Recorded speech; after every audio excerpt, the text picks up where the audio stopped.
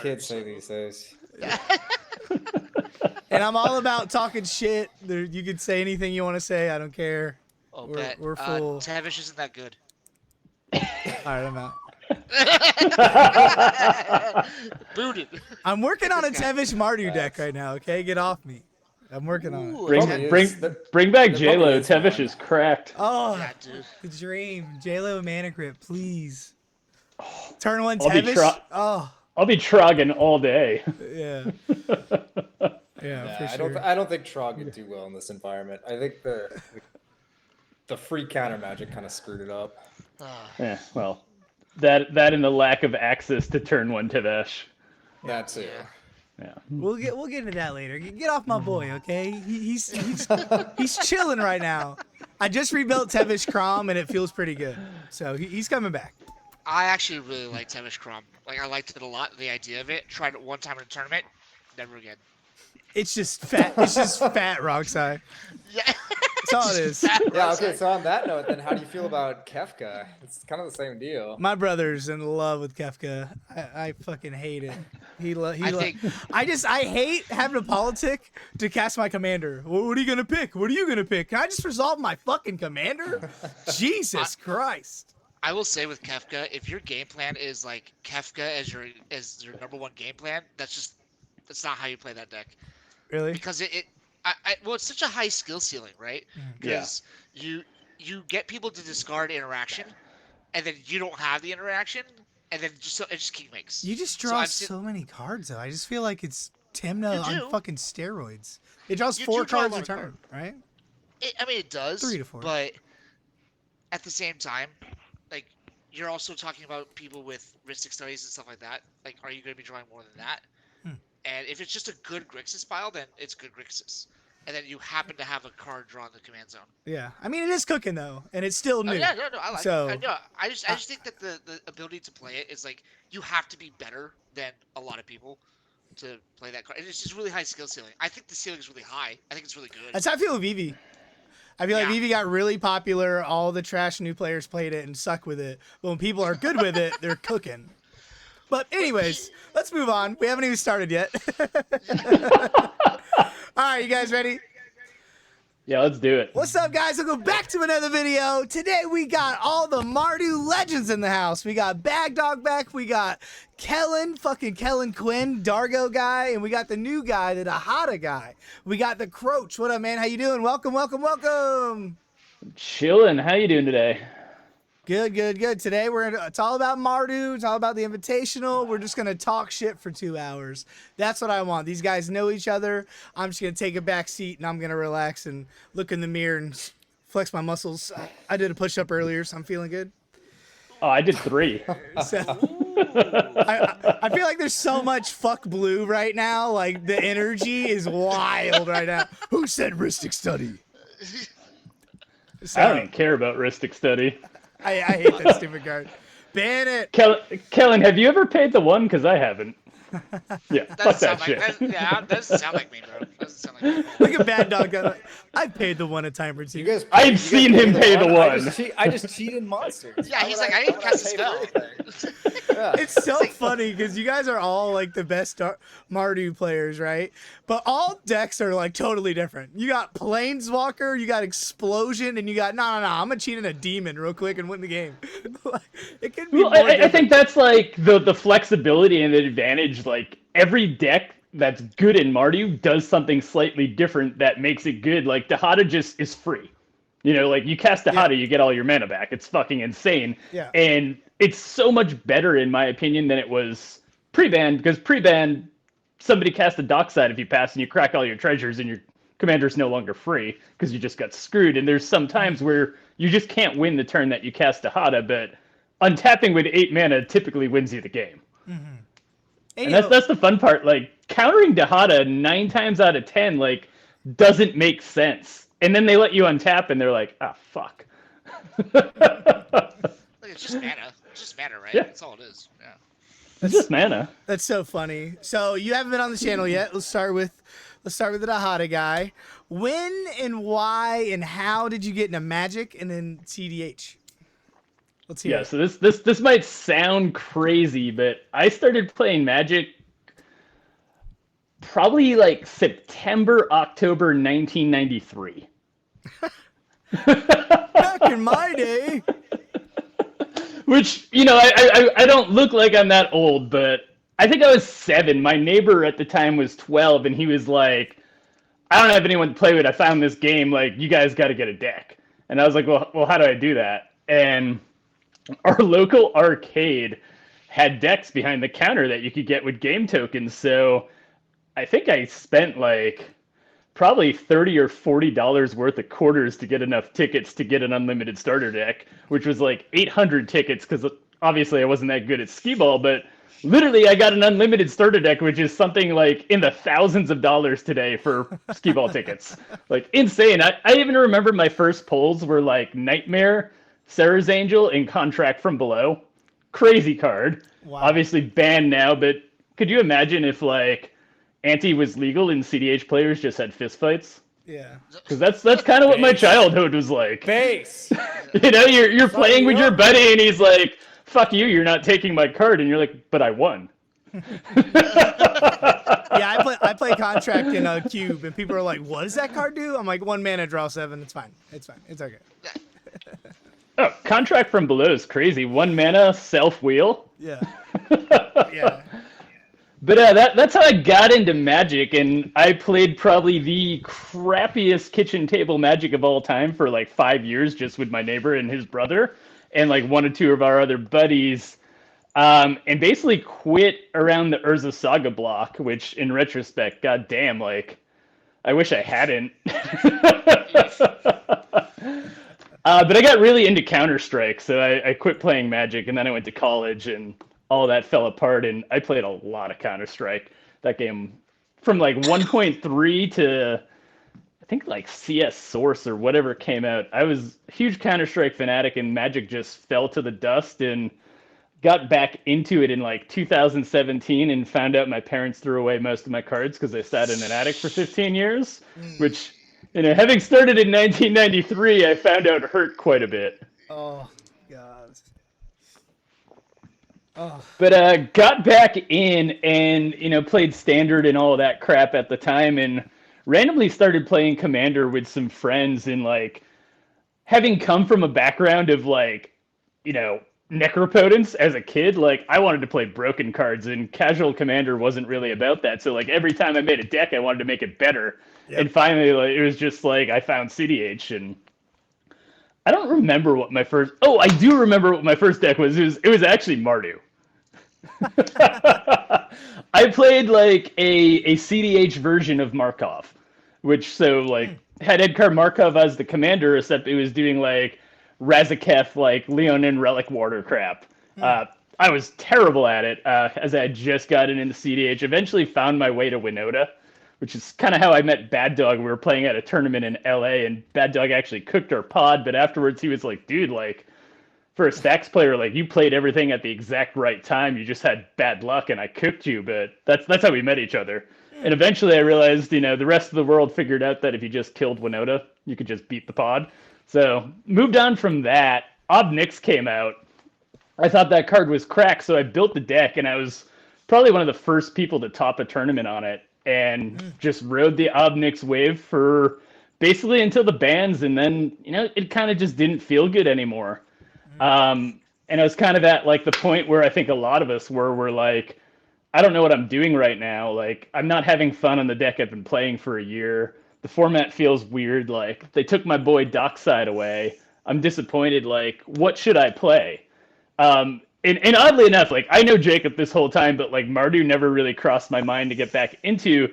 And I was looking at tournament results, and this guy in Europe, Johnny G, like, got 5th place in like the European CDH like championship of like 256 players on Dahata. So I started taking a look at his list and like thinking to myself, like, I think this could work, and I think it's better than it was pre-ban because you don't get cucked by the Dockside stuff, and I think Grand Abolisher and all of that's just going to cook people right now. So I started playing the deck, and just every time I showed up at a tournament, I started winning, and haven't looked back ever since. Oh, God. I love that deck. The deck's so fun. Like the lines are interesting. It's never like the same line. Like, yeah, you can just like kind of fall into the flicker pattern, but half the time the way you get there is super weird, or you wind up doing weird things. Like I've reanimated my dual caster and soul partitioned it to hand so that I can do a dual caster combo again. Like it just cooked the table. The deck is fun. Yeah. Before we get into tournaments, I want to give a chance for everybody to talk for a second.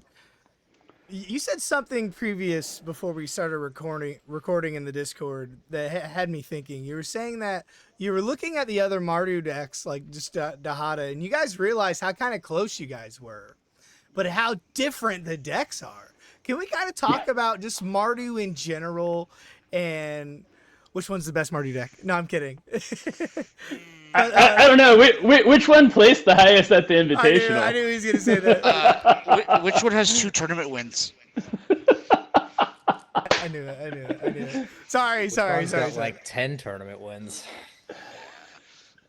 Yeah, but those are like 5 years ago. They don't count. Yeah. Anything beyond last week doesn't matter anymore. That's We're last done season. measuring dicks. Okay. All the decks are good. All the decks were in the Invitational. We're good. So, good. I mean, I will say, as far as like the similarities, the conversation started because I talked to BadDog. I'm like, you're a Mardu guy. What's going on with the deck? Like, what would you suggest? And he taught me. He put us all in a big chat, and I started looking at the Roche's deck, and I'm like, why do I have more in common with your deck than most of the Dargo Discord? Right. Like, what is happening here? And then they started to talk to me about like how to build decks, and I'm like, well, I don't know shit, because like, and there's so much technical terms were thrown at me. I'm like, I literally don't know any of this. Like, I just happen to put things together, and we have a lot in common. Yeah. But the Mardu in general has the same concept of hyper efficiency with mana.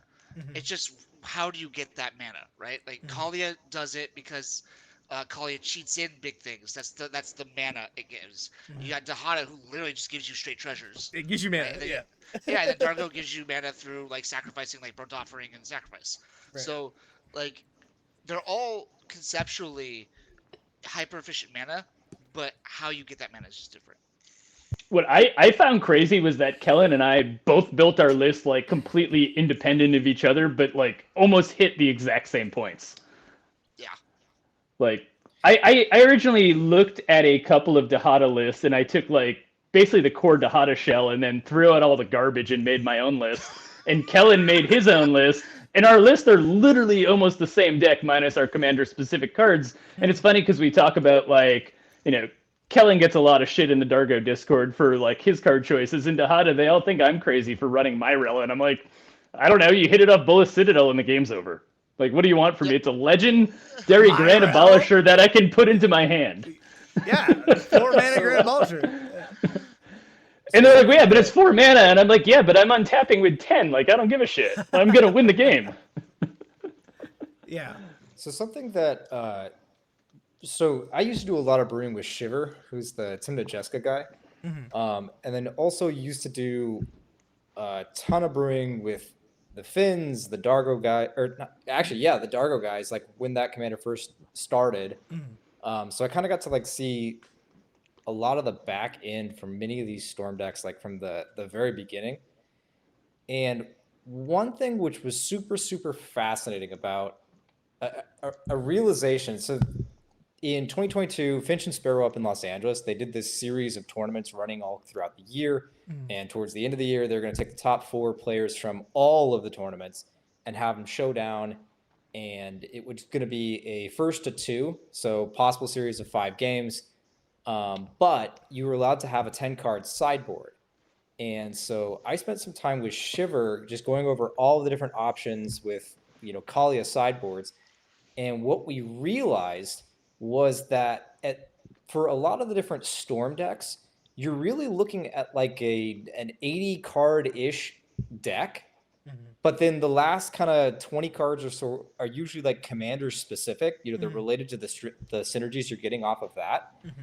And if in a parallel world, like imagine if CEDH had sideboards, it doesn't, but if in a parallel world it did, what you'd actually see is like the ability really for decks to switch commanders because that just acts as like the ultimate sort of sideboard card. And that gives you the perfect kind of parity breaking on the field. And I actually tried it in that tournament where I had Tymna Dargo in the sideboard specifically because I knew they were good against one of my opponents who was on cedh, and I could just go and shoot down his planeswalker. So, and it actually worked. Fuck you guys. Yeah, and then there's all sorts of things on top of that. But yes, like Jacob's thinking about like switching commanders. I'm like, oh my god, if I could have Burning Wish. right. So we had that. So that was actually banned going in, unfortunately. Of course it was, because no one wants to have fun. Yeah. Right. I mean, it was sick to have a wish board full on cedh. Nobody likes fun, guys. I want to play card. Right. That's funny. That's interesting. Like, especially with Mardu, right? Like, I feel like all three of your decks probably within 15 cards, give or take, right? Besides like the spicy stuff. Jacob's is probably the most different, but that's because he has demons. But like, if you cut all of that out, it's relatively similar. Yeah. Yeah. Well, I mean, let's kind of deep dive into Mardu for a minute. Like, Mardu's just fast turbo with white, right? Like, it's Rakdos with white. Like, I believe I've done a few pods with you guys where I think we take out the blue stuff and we add the white stuff, right? So pretty much, kind of compare it to Grixis. And you know, didn't mean to interrupt you, but you're good. No, go ahead. You know, it's interesting as the meta has moved faster. You can kind of start to see Blue Farm take stuff that we've probably been playing for a year. They're now starting to play Revel in Silence. They're playing Orum's Chant, and this is all stuff that like. Yeah, Mayhem Devil. This is all stuff we've been playing for over a year that, hilariously enough, like... What the fuck? That's a Mardu card. Yeah, but that's always the secret of Blue Farm. And like that's what's funny, though. Like, Yeah, Zach and Alex literally told me Mayhem Devil was a bad card a year ago, and they brought it to the fucking Invitational and won. Blue Farm would not exist if the guy who built it didn't pivot from Esper to Mardu. It just wouldn't exist. And like...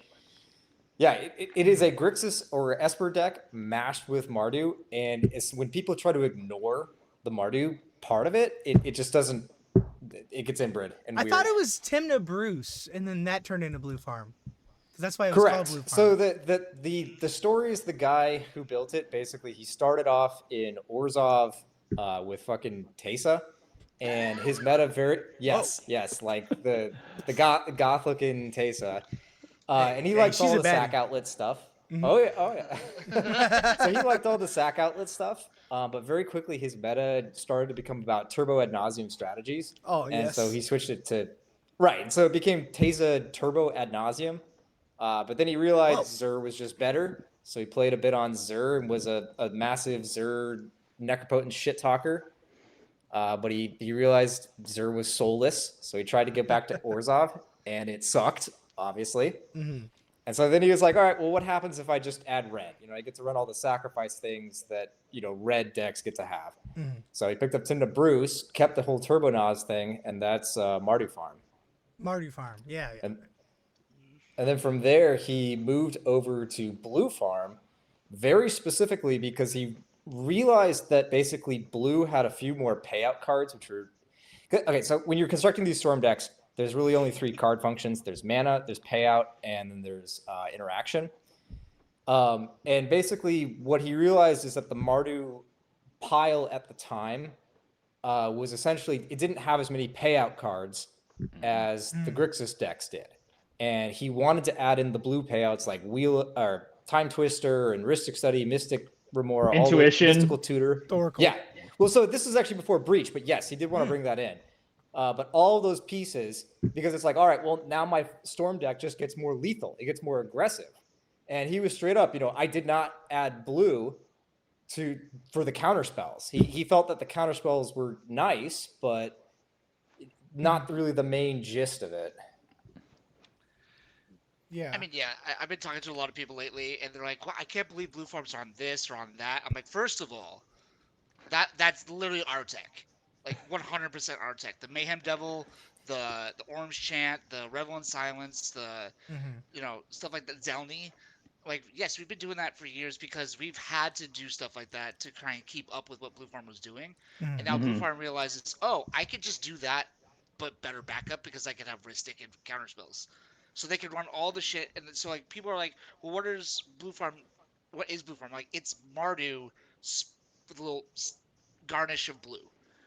Yeah, because you were the one who started playing Orum's Chant because I asked you about it, I think, after Land Go, and you were like, well, Red Blast and Pyro, a lot of time, if someone casts an Abolisher, like, your Red Blast don't do shit. Same with Breach, but if they don't have interaction besides that Abolisher and you cast Orum's Chant, like, your turn's over. Like, get fucked. Well, it's like the whole concept behind the Orange Chant was like, well, what if Red Blast like stop a thing? Like, yeah, how about they just stop casting spells? How about that? Yeah. Like, I can counter one thing or I can counter all things. And I think BadDog actually said it in your last podcast, was like, yeah, instead of me having to go 1-for-1, which I'm never going to win a 1-for-1 battle with Blue Farm. It's just never going to happen. Right. How about I just throw something that says nothing for you ever? How about that? Yeah, you're on so many sound effects. Yeah. Yeah. So I do want to. Right, I'm glad you guys talked about that real quick. So I feel like right now, especially in the Invitational, looking at these lists, I feel like now instead of what you said, sprinkle of white or whatever, I feel like Blue Farm is Grixis with white, because now they're on Turbo Blue Farm. They're back on Necros. They're back on the more proactive stuff. Like before, 6 months ago, it was like the control-y Blue Farms, right? I think some of them are. It comes down to playstyle. Like, Zach is definitely... He goes for the turbo wins, but he has the mid-range backup. Like, Andy Beach is definitely more mid-range. And then you look at somebody like Jace, who's not even playing Thoracle, and the guy's cooking people. It's insane. Yeah, it's so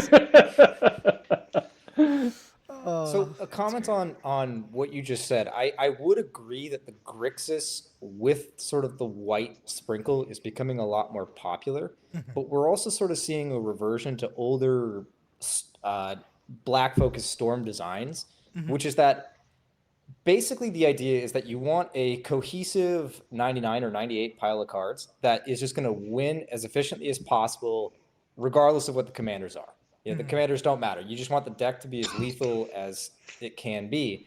And then the commanders just act as augmenters on top of that. And in that vein, the most lethal and most efficient build you can have is for these kind of, for something like Blue Farm, is kind of a Grixis core. But then what's interesting on top of that is that the mid-range cards, a lot of times they have to function in conjunction with the commanders. So that actually makes the 99 itself less efficient. And so the original design philosophy of a deck like Blue Farm, and this doesn't originate with it. If you go back in time and you look at like Grixis Jaleva or whatever, it predates it. It goes all the way back to Bryant Cook, actually, in 2008 with Bryant's Pile of Broken. But the idea is just like that the commanders will act as your pivot plan or your augmenter on top of that. So for Blue Farm, if you get stopped, doing your Turbo Storm thing, well, now you have 2 card drawed engines in the command zone, and you can just pivot seamlessly with the same cards into a 4-color control pile. So I know it's a Mardu pod, but since we're talking about it, let's talk about the elephant in the room. There's 4 fucking Blue Farms in the finals, right? Like, that's a problem.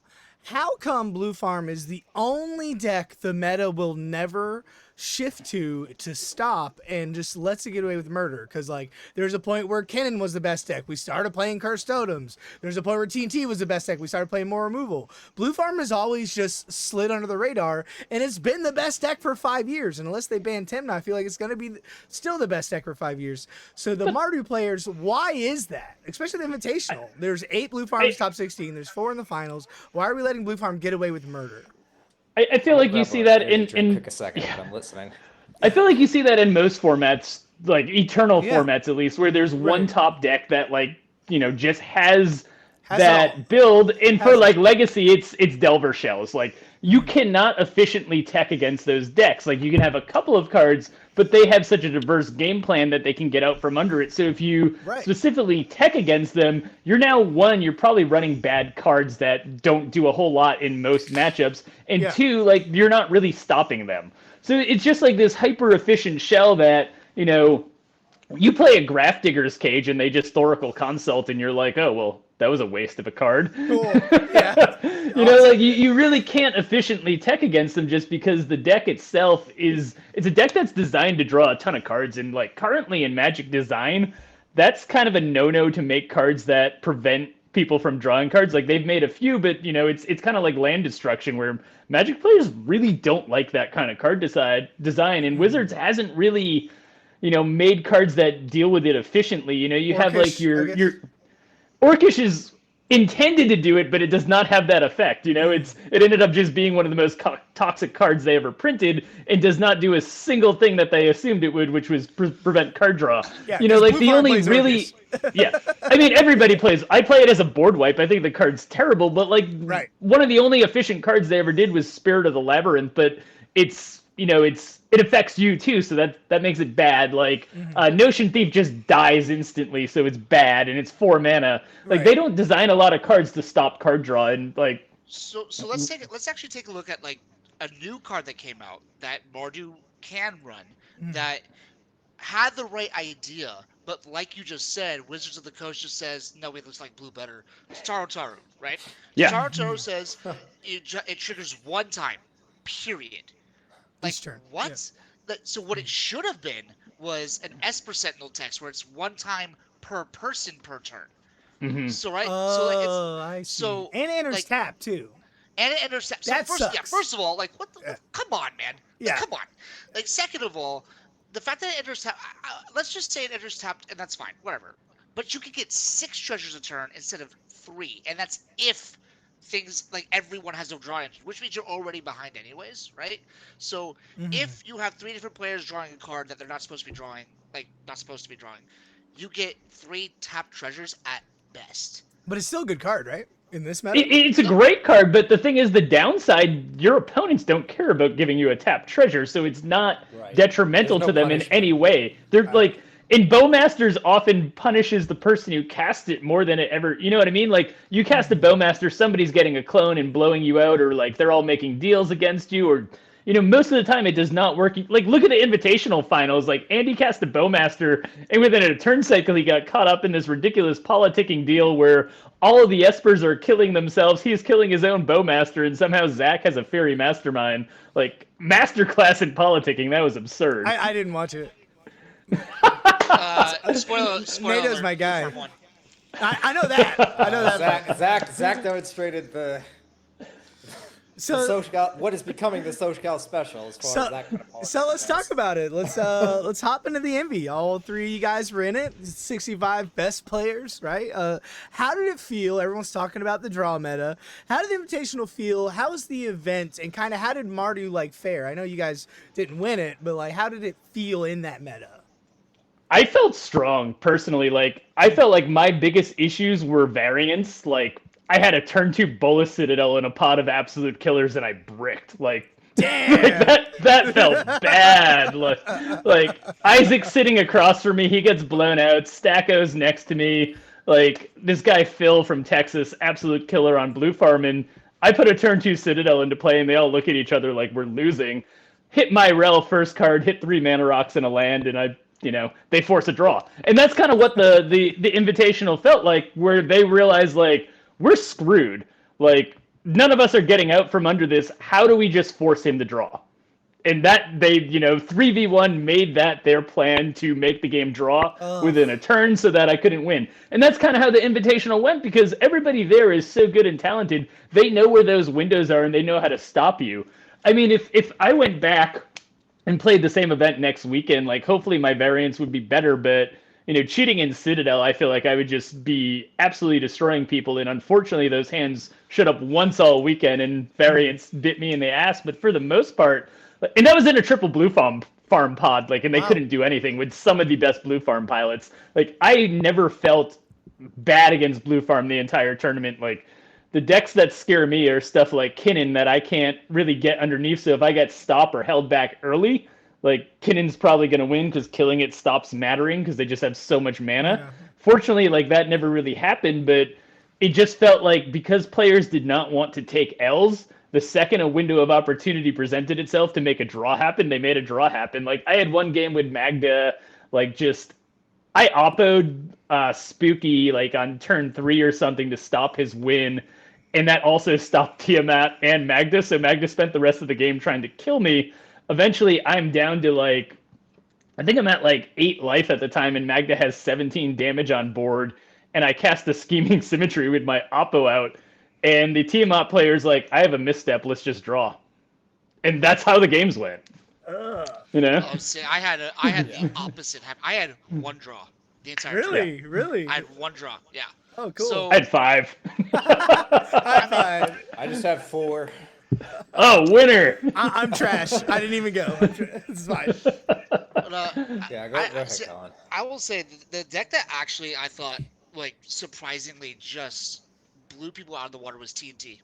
Every time I saw TNT, it crushed. That new Like, build, that tree build or whatever everyone's talking about. Yeah. Steel Dragon has that Jordan has. Yeah. Yeah. That list is I faced- cooking.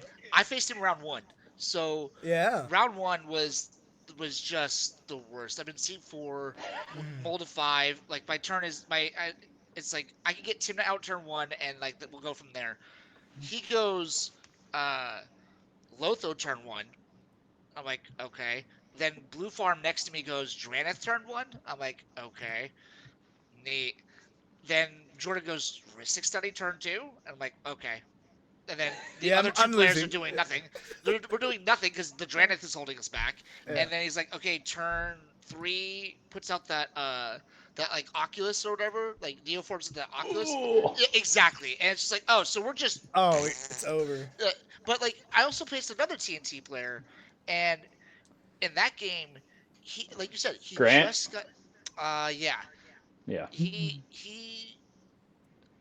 essentially has us help him to stop the wrong side, who just is pushing with no care in the world. But it blows us out because we have to use all our resources, and then TNT is just like, well, I just have more resources than you because I'm TNT, and we're like, yeah, like there's nothing we can do about this, and so we did. But TNT played really well. Cool. I love innovations of a deck because that deck was declining. I love when people innovate. I love that. That's why I love the format. Oh, you think Yeah, my deck's I really- dying? I'm going to top 16 the Invitational. What? I really wanted to play Jordan, and unfortunately, I did not get to. I was talking to him before the Envy, though, and he was, telling me, hey, I changed my TNT build to be more like Rogthras, and I was like, show me a list, and it's sick. And Yeah. But maybe I'm glad I didn't play him now because I probably would have got cooked. He's a phenomenal player. Yeah. He's But great. I didn't run into TNT once at the Envy.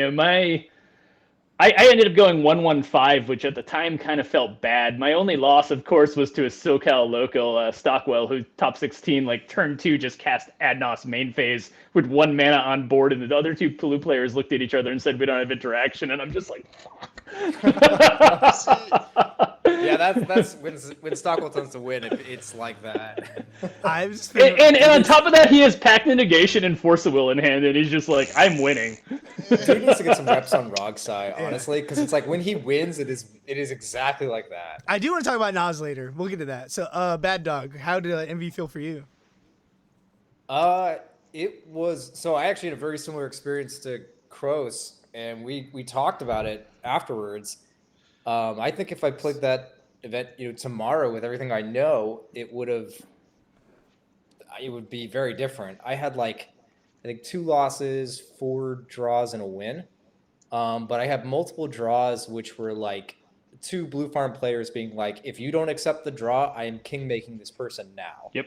So, So toxic. You count that as a Oh my right? God. It's like literally that, where it's like I am going to win as soon as they pass the turn to me, but then they can't beat me, so they have to king make another person right then and there.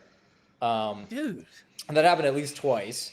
And there's a couple of other things too, which I think are relevant discussions, but perhaps a little bit taboo about the nature of deals and politics going forward. I think we are going to be. I think without a parity breaker like Dockside, we are about to enter an era of CDH which sees a lot more deal breaking, unfortunately, because it's it's going to emerge as a necessary way to beat these kind of board states. I mean, it happened in my last round. Happened in my round. I'm not going to name any names, but I was going to say, both Kellen and I had pods where we were lied to, and all 3 players called that player out, and they were basically like, whatever. Me sorry about Yeah. it. Me It's sorry. the Invitational, right? Well, that's the that's thing, where is the it's- big dogs play, right? Yeah. Well, that's the thing is, I think at this, we'll see over the next year. I'd be happy to eat my hat about this one, but I think we're entering into an era where being dishonest is quickly becoming optimal play, because that is the best current parity breaker on these choked up board states. I'm not encouraging people to do that. I don't like it, but I think it will. I think we'll see more of it. So Yeah. is that because, like, I heard about that for the 20K? Is that because the tournaments are going to get bigger? Like, I'm a man of my word, right? I have morals, blah blah blah blah blah. But if we're in a 50K in 3 years and there's 10K on the line, if I lie to you, you know that's going to sway some people to lie more often, right? So is that what you're talking about, or is that just is that the meta right now? It's I some think it's that it's the meta, but it's also like, you know, like Kellen, for example, that was a winning in for top 16. People were just like, I'm going to lie in top 16 the Envy. Karma bit him in the ass and he actually bubbled out, so, you know, fuck him. Yeah. Got him. Well, so, and that's the thing is that, like, so it's a combination of effects that's creating this kind of perfect storm. So number one, it's that events are starting to have more on the line as far as stakes go. And people will sacrifice, you know, they'll make a short-term reputation loss if it means a long-term, you know, hey, I'm the one who won the Envy. Hey, I'm the one, not saying Zach did that. I know he did the exact opposite. He was mega clean.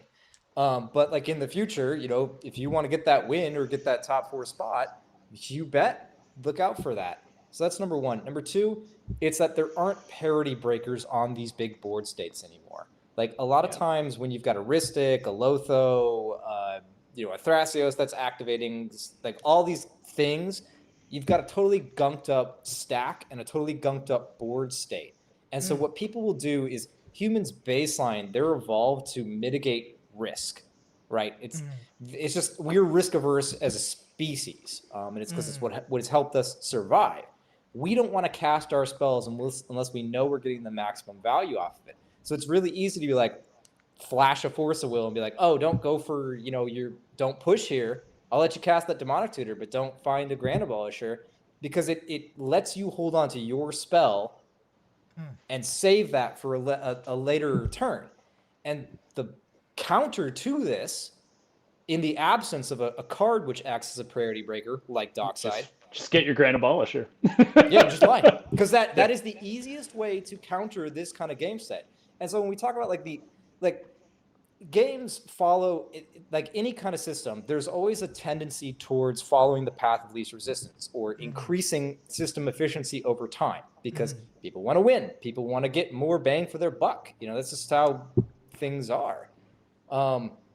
But when you have the bans and everything kind of trying to make everything artificially be a meta of every deck being a variant of mid-range, well, how do you get an edge in that environment? Well, you could increase the speed of your decks, you know, with kind of trying to create a rebrand of Turbo. That's what we're seeing with Ral. We're seeing with Italy doing well right now. That's Turbo coming back. Or you find alternative ways to beat these kind of mid-range stack wars. Yeah, it sounds like Turbo is the plan. The way you're talking and the way Blue Farm is, I'm gonna do this. Sounds like now is the time for Turbo. You guys can hold your counter spells all you want, but I'm just gonna turn 1, turn 2, Nas instant speed on someone's end step. You counter it, I untap and everything's fine, right? You counter it. Atali's like, yeah, I'm gonna get lucky as fuck in the finals and win turn 2, and there's nothing we can do about it because we haven't developed. So is going forward? Is it a Turbo meta? Like, what do you guys think? I think it's both. Go ahead, Kellen. Oh, no, go ahead. You start. I was going to say, like, and I think that's the reason I play Mardu over Grixis. You asked us that earlier. And, you know, Grixis is obviously faster, but it's fragile. Whereas Mardu can win on turn 1 or 2 sometimes if you have a God hand, but you can also win on turn 5. You know, and I play a lot of Legacy, so I kind of look at it as, like, you can play the Epic Storm where you can win on turn 1 or you can get blown out on turn 1 and you probably lost your match. But I play a lot of Black Saga Storm where you can win on turn 1 or you can just play an Urza Saga and by turn 3 you're hitting your opponent for 17 and saying, I don't need to push for a win because I don't think you can remove my construct tokens. I actually played the 2K Legacy event the day before the Envy, and like that was half my matches where I just sat there behind construct tokens and was like, I have Beseech in hand. I can absolutely win on the spot, but if they have interaction, I'm going to get blown out. I don't think I need to win. I have 2 7/7 constructs, and I don't think they can remove them. And like that's kind of like, to me, like the Mardu strategy where I can go fast, and if I get blown out, like, the card quality of our deck is so good that one tutor gets me back in the game. Esper Sentinel keeps me in the game. Like, Archivist of Ogma keeps me in the game. Kellen has Tymna. Like, Jacob has Kalia. Like, those things just say, okay, like, my Nos got countered, but now I'm going to put a Razaketh into play, and what are you going to do? Yeah.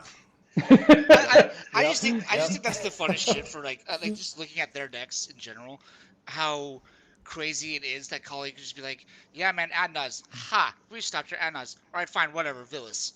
And it's like, oh, Okay. well, who has a better upkeep creature? Villas. Yeah. Yeah, like who has a better creature than me? No one. That's crazy. Let's go. Let's continue. Yeah. And like, Jacob's stuff is a lot scarier, but like, our stuff is so unassuming, and like, you don't want to counter a Lotho, but everybody in CDH is greedy, and by turn cycle, I have 4 treasures, and you let me vamp tutor because I have a Lotho in play with treasures, and then you're like, oh, he got Magda, and now we lose. Yeah. And we can't counter a creature, and that's like Mardu. Yeah. I mean, I can't tell you how many times that when I was running Tejada and Dargo, where I literally just be like, Tejada, now I have both of my commanders, no big deal. And everyone's like, okay, like he's trying to use Tejada as like make Dargo a bigger, better like swing attacker. I said, yeah. And then it stays around for 2 turns, and I'm like, so anyways, Magda? And they're like, oh, you haven't activated Tejada, have you? I'm like, I have not, no. I've literally cast Magda, and the pod goes, what does he get off of this? Soul Ring. How do they not know? I'm gonna get Soul Ring. Literally the best Citadel deck in the format. Like, I got a question. So Sure. I want to talk. Sure. I want to talk Mardu over Grixis in a second. The white blue thing. You said Grixis is fragile, more fragile. How is Grixis more fragile if it Yes. has blue? yes. Wouldn't it be Because more sturdy? their plan, like, without Dockside, their plan has to be to win before everybody else. Okay. Like, it's much harder to, you don't have the easy button where you can just play your Ristic and then wait to cast Born Dockside for 14 mana, throw an Adnos in, and just win the game. Like, if you wait in Grixis right now, and this is why, like, people are playing wrong side, like, you're going to have 3 engines, you're going to have Smothering Tyson. How does your deck ever win through that? Because you're already on Slim Interaction, because your interaction only protects your wins. Like, your Breach is your main thing. If that gets countered, like, you're in hell just doing weird stuff with, like, Bowmasters and Wheels and praying for the best. Yeah. They don't have Savine's Wreck. Like, that hurts a lot. That's why I play Loris. Loris just says, I cast Breach, you counter it, I cast Breach again. What are you going to do? I see what you're saying. So white's more resilient than it's funny because Correct. Yes. it's not in Yes. blue. So you think blue, Yes. you think blue farm, you think resilient, Well- you think blah, blah, blah, blah. So that's funny. Mardu is actually more resilient than Grixis. I love that. Rogside with a God Hand is probably going to win the game. Like, they get their Rog and they're fierce and they can turn 2 Adnos or slam a Necro and nobody can counter it. They're probably winning that game. But a lot of times, like, Rogside has the fear factor where unless, like, you sit down and you're like, hey, I'm on wrong side. Like, don't worry about me. I'm not on Necro or Nos. Everybody's mulling the interaction. Like, Jacob and I actually did this to our locals because people were not playing efficiently. So I put Rogside together and I just sat there for like 3 weeks and like put Necro on the stack on turn 2 almost every single game. And eventually, like, I got everything I put on the stack countered, and they learned their lesson. It was hysterical. And then I stopped playing the deck because it wouldn't be fun when they were like, Soul Ring and somebody counters it. That's why I stopped playing really Rogside. It's funny that you say that because, like, especially with Rogside. So I had a game in the Lango tournament where I was in 4th seat, Rogside, cedh, Blue Farm, me, and I was mulling, and I kept Portable Hole, and I'm like, I bet you this is gonna matter. So Rogside does their normal thing, like land, Rog, pass. I go Portable Hole on Rograck, and they're like, seriously? I'm like, especially the Blue Farm player. He was in the in the video as well, but he's like, seriously? I'm like, I think Game it over. matters. Literally, the Rogside player came up to me and was like, yeah, dude, I was gonna call in the week for Necro and win. I'm like, I know. Like 1 Portable Hole, which is not even that good of a removal, stopped it. And it's like that's the kind of stuff that, like, is very fragile. And if you build your Mardu deck to be like, all I want to go is go burr, then you are also going to be fragile in that sense. But you do have this like you do have the capability in Mardu to be more resilient. I literally had this talk with BadDog, both these guys. I had a 4-hour conversation, which literally was a lecture by BadDog the other day of like. I joined 3 separate times and they were still talking. I was. Oh, I I took a all the nap lore. and woke up. Oh, dude, I was Well, Croce is fascinated. sick of hearing it because we're in the same city, but yeah, like it's you gotta get. Sorry, Give me go all the ahead. knowledge. Give it to I me. mean, he literally lectured me for 4. I felt like I was in a college classroom. Oh yeah, you're a taking teacher. notes. Oh yeah. Oh yeah, dude. Oh dude, I was sitting there. Bad Dog's like, the principal. Oh dude, I was. It was so interesting to hear his spiel about resilience versus efficiency. Mhm. And I'm talking to people right now, like about the deck building, and like everything that he's talking to me is coming up. I'm like, oh my god, like people need to know more about this stuff because like I'm making these points, and I'm like efficiency versus resilience, and Mardu has that resiliency with like Savine's Wreck. Like Grixis, if I talked to Logan, and he's like, I tried wrong side. He's like, if Breach goes away, it's gone. You don't have Yawgmoth. You don't Your Praetor's Grasp is your only thing, or you're doing Right. really weird ways to try to win. And he's like, yeah, if you cast Breach, that's your shot. So be prepared for that. I'm like, okay, but like I've done that so many times before. I'm like, Yeah. Breach. Did you exile it? No. Okay, I'm fine. Like, I've had numerous games where my Breach has been force negation and I've still won. oh yeah. Like, Yeah, exactly. You guys see what I'm on now? I love it. Is that Terra? Oh, Yeah, Terra. it's 5. Oh yeah. Breach, Turbo Breach. So to explain this, it's so to 5 explain this concept about efficiency and resilience, and I didn't come up with this, but this is also actually like a real thing from science, from information theory, and from ecology and stuff like that, which is that there's a systematic trade-off between efficiency and resilience. So as a system becomes more efficient, it loses resilience. Okay. And it's not a linear trade-off, which is hard for people to understand. It's why it looks so weird in practice, but there is a trade-off, and oftentimes systems will reach peak efficiency and then collapse because everything's so interconnected and so tied together that it can't sustain like a single shock. So the example that I always give is like, imagine if all the blood in your body was going through a single artery. Like that would be the most efficient way to get it from point A to point B. But if that artery pops, you're dead. Likewise, when things are too resilient and gunked up with kind of like supporting structures or whatever, the system also can't function and it becomes totally bogged down in nonsense. So in terms of like optimization of a system, you have to find like kind of an in-between where where's that rate of diminishing returns. So it's like if you're building a car, for example, right? You don't want everything to be total peak efficiency because then you just strip off all the outside metal, get rid of the seat belts because those are extra weight, hyper efficient. Right, but then if you take that on the highway, there's a good chance you're gonna, a rock's getting kicked up from the semi and you're dead. So, like, efficiency is relative. There's a certain point where too much efficiency is actually a bad thing. And so when you look at this with Magic decks, which are systems really, with tutors kind of functioning as like your pathways of efficiency, mana kind of functioning as like energy or your fuel, if you will. And you examine the back and forth. The reason why Grixis comes out as more efficient than Mardu is because its payout cards, like Mystical Tutor or whatever, can also find its main mana cards. And so that makes everything a lot more efficient, a lot more explosive, compared to decks like Mardu or Jund. The thing is that when everything's geared towards that kind of hyper efficiency or whatever, they don't have any pivots. So a single stacks piece, if a rule of law comes down into a Grixis player's, and you're a Grixis player, you now have to, a tutor card, which would have found your ad nauseum. Now finds Floodmaw. They literally have 2 cards to get rid of a stacks piece. That's right. It doubles the gunk, if you will, because all of your payouts that were going to win you the game previously, now they have to go and find you your removal.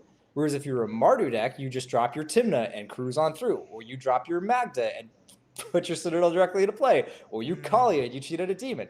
It's not as efficient. It's not as like short-term efficient. If you're playing in a vacuum, that's true. but it's a hell of a lot more resilient. It also doesn't have that fear factor. Like, I find that people see Rogsai at a table and they're just like, we're terrified. Like, what are you tutoring for? What are you doing? Like, yeah, every play is like dissected. Whereas Mardu, like, I'm tutoring Lotho, and they're like, oh, that's cool. And I'll show you my Lotho that I tutored, and nobody's like worried. Whereas I'm like, okay. Whereas I'm like, okay, in a turn I'm casting Magda. Like, Yeah, but thanks. he's dead serious. And he's right too. And by I've the way, literally tutored Mox Amber. Like, I will have Magda and Lotho in hand and cast a tutor, and like, I think I was in a game with Zach, who won the Envy, and he's like, what are you getting? I'm like, Mox Amber. And he looked at me like, what the fuck is wrong with you? And I'm like, no, I'll show you. I'm getting Mox Amber. You know, played my Mox Amber, you know, make a treasure off of Lotho. I'm at like 4 mana when I untap, cast Dahada. I'm at 6 treasures, play Magda, you know, trigger Lotho, win the game. It's so funny though that because like in Mardu, you're also on this like let's talk about like the politics of that. Like Rock saying, "What are you doing?" They look at us and they go, "Well, you don't help the table, so no." It's like okay, like maybe I'm not gonna argue with you, but like at the same time, one we can like when I was going over my list with Jacob here, I had 17 pieces of interaction. Mm-hmm. I sincerely doubt that any Grixis pile is running 17 pieces of interaction. Hell no. Yeah. And they're in blue. And, exactly. Yeah. And like that's like kind of half your thing. And so he was looking at my stuff. He's like, "Bro, that's way too much interaction." I'm like, "You're damn right. Fuck them. Like I don't need to interact. Like I should be doing my thing." But Blue gets away, and Grixis gets away with this idea, especially with like Grixis side. Like, no, it's helping the table for them to draw their deck. The silence is for us. Yeah. Right. Exactly. Yeah. Exactly. Comrade. It's it's for everyone. Sorry. So two things you brought up here, which are super important. So number one, the way that we interact, and this gets back into that efficiency stuff in a second. But then number two, the way that politics is actually being optimized these days, because like people are treating politics now like it's a script, it's a pattern, and it's actually regular. You can, if you pay attention to what these players are doing, you'll pick up on it. So in terms of the way that Mardu interacts, a lot of what we do with our interaction is multifunctional. So Mayhem Devil, for example, it is a form of interaction, sure, but it's also a combo piece or a stacks piece. It's not just kind of a standalone, you know, I am running this to specifically to interact with people. And so when you can weave multifunctionality into these different cards, that's literally how you increase card quality. Mm-hmm. And people don't even understand it. Like somebody asked me the other day, like, if Flicker gets exiled, how do you win? And I was like, Mayhem Devil. And they're like, what do you mean? And I was like, well, Dahada makes 4 treasures. You know, I just crack them. I ping Dahada, send it back to the graveyard, recast Dahada. You know, Mayhem Devil just continues to kill Dahada. Then I replay it. I get the 4 cards in my graveyard every time. And it just works. And they're like, oh, that makes sense. Yeah. So like it's a win con with my commander in Breach. It's insane. Damn straight. And this is a big deal. Like, so when people are building blue or other decks, they are in their head, they have this, well, this card does this task and this task only. Yeah. And it's a really hard conceptual leap that when they leave the kind of blue decks and come over to Mardu, because it's like, well, now, you know, 40% of your deck is all multifunctional and it has like 3 different uses. There's layers situationally. Yeah. But so like a crutch. Oh yeah, go ahead. I was gonna say a lot of people feel like we can't play control, and we can. Like the game I won at the Envy, I played control that entire game. Like I think I kept a hand with 2 lands, Esper Sentinel, Orum's Chant, Pyroblast, and I think that was really it. I think I had a gamble, and I didn't want to. Oh, and I had a Mayhem Devil and a gamble, and I didn't really want to use either of those. But the pod was Dog Thrass, Sam Black on Rog Thrass, and Blue Farm. And Blue Farm mulled to like 3. And I was going first, and like everybody expected I kept a turbo hand, but I saw that hand, and I was just like, this pod's gonna go slow. Like Blue Farm doesn't have a lot of interaction.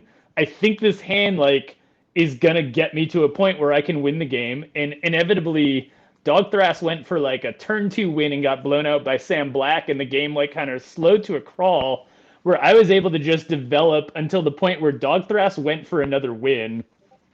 I end up Orum's chanting them at this point. And then Blue Farm had a counter. We stopped them, and I'm looking over at Sam Black, and I think he has like close to 20 mana when he untaps. And we had seen some of his Thrasio flips, and I'm just like, we're cooked. Like, we're losing to him, but I have Revel in Silence. So, and I know he has Mindbreak Trap. So I Revel in Silence him on upkeep. He hardcasts Mindbreak Trap, and I Pyroblast it. And at this point, Blue Farm does, like, right before this, Blue Farm doesn't know I have Pyroblast, so he's like, oh, like, let me cast a spell into your Esper Sentinel, and I have Dual Caster in hand. And like, this just felt amazing at this point. So he cast a Dark Writ, triggers Esper, and I draw Molten Duplication, which is just hysterical. And unfortunately for Sam, like, I Pyroblast, and he, you know, he's already used 4 mana. He starts just doing Thrasios flips, and he hits absolutely nothing until his last flip. He hits Force of Will. And he just looks at me and he goes, I don't have any mana left. Like, there's no point in countering your silence. I'm just going to pass. Like, Damn. I'm worried Blue Farm's going to win now. But so I'm going to hold up Force. And, like, Blue Farm had showed me his hand at some point, maybe a turn ago. He doesn't have anything. But Sam thinks he's going to cast Adnos because he's been holding up 5 mana the whole game. So he, like, sadly passes the Blue Farm, who promptly just goes pass. And I know Sam has Force. And I have Mayhem Devil in my hand. And I had drawn a Static Prison. And he has Spellskite on board. And I don't know if you know how that works with Dahada, but that means I can't win. Because anytime I flicker Dahada, he's going to redirect Flicker to Spellskite. So... But I also have, like, the Molten Dupe combo in hand, so it doesn't matter. So I'm just like, how do I bait him out? I've already stopped him and another Thrasios player in Mardu, which nobody expected, so I play Static Prison. He has a Deflecting Swat, which I did not know about. But you can't swat or Revel in Silence, so... But he swats it, and he hits Dog Thras's Thrasios, which ends up being relevant, but absolutely hysterical. And then I'm looking at the board, and I'm just like, I have a Bowmaster at this point, too. I'm like, I don't think he can allow a Mayhem Devil to resolve. So I cast Mayhem Devil, and he forces it. And it's just like, okay, that's my window. Like, if he's forcing this Mayhem Devil, I saw all of his flips. I know he doesn't have more interaction. Dog Thras had, like, an Otawara, but couldn't do it because Sam had Static Prisoned his Thrasios. And we knew Blue Farm was out of the game, so I cast Final Fortune, downtick Dahada, you know, dual caster Molten Dupe and win the game. And it was just like, I controlled that entire board state through, you know, the cards that nobody thinks Mardu has. And like, it was just, that was one of my favorite games of the Indy, not even because I won, which is that, but like playing with Sam Black was like a masterclass in like how Magic should be played. And it was just incredible. Yeah. And then finally getting there against some of the best players ever, not just CDH, right? Well, it's really funny that you're talking about like Mayhem Devil. Like, there's so many times where it's been on the block for me where I'm like, should I cut this card? And then the next game, literally the next game, it'll come down and just control the entire board. And I'm like, oh, that's right, that's why I play it. Shit, I guess it's not gonna cut. Like, I had a game in like a side event before the MV where I threw out a Mayhem Devil because I had a Smothering Tithe. Kinnan copied my Smothering Tithe, and then Dog Thras had a Smothering Tithe, and I go, okay, Mayhem Devil. And they both just look at their boards and they're like, "Oh crap!" I'm like, "Bye, Kinnan." Yeah, bye your boards. Like, and then it actually it's a great politicking tool. Yeah. Because there's so many times where you're like, "Look, I can keep Rock Thras at bay. I can keep X person at bay, but you gotta crack treasures right now. Like, but it's not my turn. Do you want to lose here then? Like, I can help or I can not. Like, your choice." Dude, that's so funny that you say that. Well, to riff off that, so like in terms of taking the control role, one of the things I've started doing is because I know that I'll get a lot of flack like, oh, you're Mardu, oh, you're Kalia, you can't help out with the control thing here. And so I've just started, because sometimes you know more a bit about what's going on than your opponents know. And like, well, listen, I'm happy to interact, but you're going to freak out. So you might want to use your spells first. And they're like, no. And they'll be sandbagging their whatevers. So I'm like, all right, fine. And then I'll drop a Villas on them. Oops. And then I will control them. And if you want to see blue players freak out, you start Villas sweeping up the board. And they will... It's it's an experience. But to this point, you know, about like the politicking and stuff like that with Nas, back to what Kellen's saying, is that there is a when you play blue, there's this idea that you can be the good guy. And they're like, work with me because I'm on blue. I can be useful for stopping the evil black storm player. And Just let me draw 40 cards and I'll stop them and win. Sounds like a blue farm player. People buy that. Yeah. Right. It's blue farm all day long. Because I need it's like, don't stop the Rista because I needed to stop the storm player. Draw me cards to stop him. No, don't draw him any cards. And it's nonsense. And this has led to a few things. So on this question about ad nauseum's gotten a lot worse, not because the card has gotten worse, but because it's basically a political punching bag. So it's that if you show up and you happen to have ad nauseum in your deck, you're going to have all three of the players attacking you, even if for us. So like for us, ad nauseum's plan D. It's part of the reason why we're able to run it still in this. Oh yeah, we don't give a shit. My deck is playing B. I don't care. I have it. Well, yeah, because that's the Grixis. Well, I'm a 5 color. Right. Yeah, because like for Grixis or for when you have blue mixed with ad nauseum is really important. It's plan A or plan B. But for us, it's like, sure, set us to 10 life. We don't care. I'm still gonna, you're still gonna be able to combo fine from that position. Like, and so there's that whole aspect, which is that the card is just bad in terms of how it affects the politics, and it's never that important for us. But then it also ends up being a useful tool for the kind of mid-range, the blue players, to basically manipulate people who don't understand Mardu and kind of open the door for getting them to do their bidding, if you will. And it's like, fine, if you want to attack us or whatever because we're an easy target to hit, if your Tymna hits, fair enough. That's legitimate. But saying it's because you're going to reduce the life for ad nauseum, that's nonsense. My deck doesn't give a damn. I'll win it. The best is when I'm like, I'm not on ad nos because I haven't been on nos for a while. I just went back on it because I want to play it with Spider-Punk, which I think is fucking cracked for Dahada.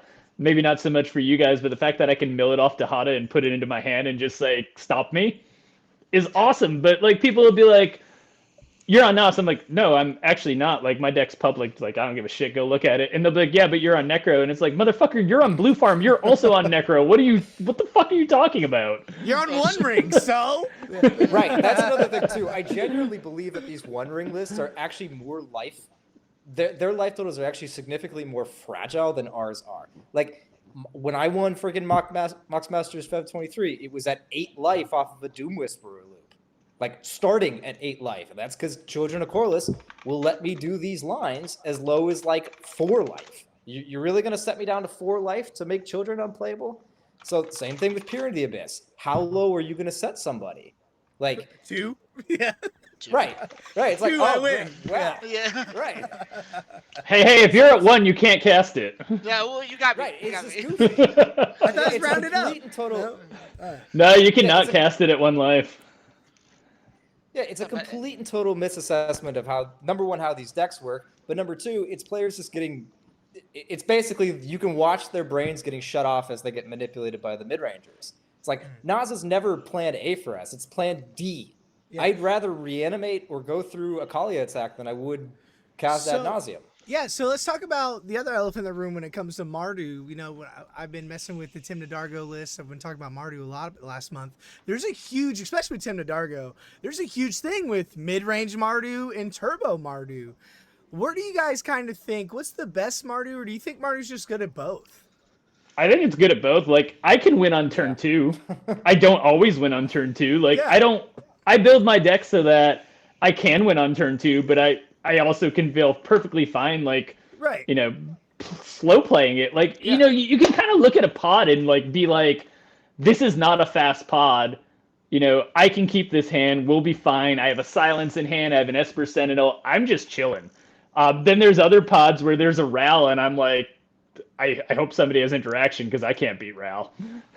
Yeah, the only way to beat it is fast, right? Yeah. Well, you can out control Ral. Like that's the OBM hands, that's the silence hands. Yeah. But then the problem is like every time I frickin' play Ral, I'm like swords Ral. Ral counters it. The other 2 blue players look at me and they're like, oh, they don't have anything, and I'm like, you dumb motherfuckers. And then they're like, Jay will win the game. To that point, so I wanted to finish with this. So you're asking, why does Blue Farm get away with it? Like, why do they get to be a turbo ad nauseum deck, but then not get attacked? It's because they have this blue mid-range thing, which is really a pivot, It's not a plan A. It's the pivot. And they can tell the table, well, I'm the good guy because I'm gonna take out the storm deck. Even they are a storm deck. They are literally a turbo storm deck. Right. The whole meme was that Blue Farm was the fastest deck in the format at the end of the Flash Hulk era. Told turn 2 too slow nonsense. But they've got this pivot, and so they're like, well, I'm the good guy. I got blue. It's like, no, I'm gonna find counter spells to stop him. Like you have to let me do this.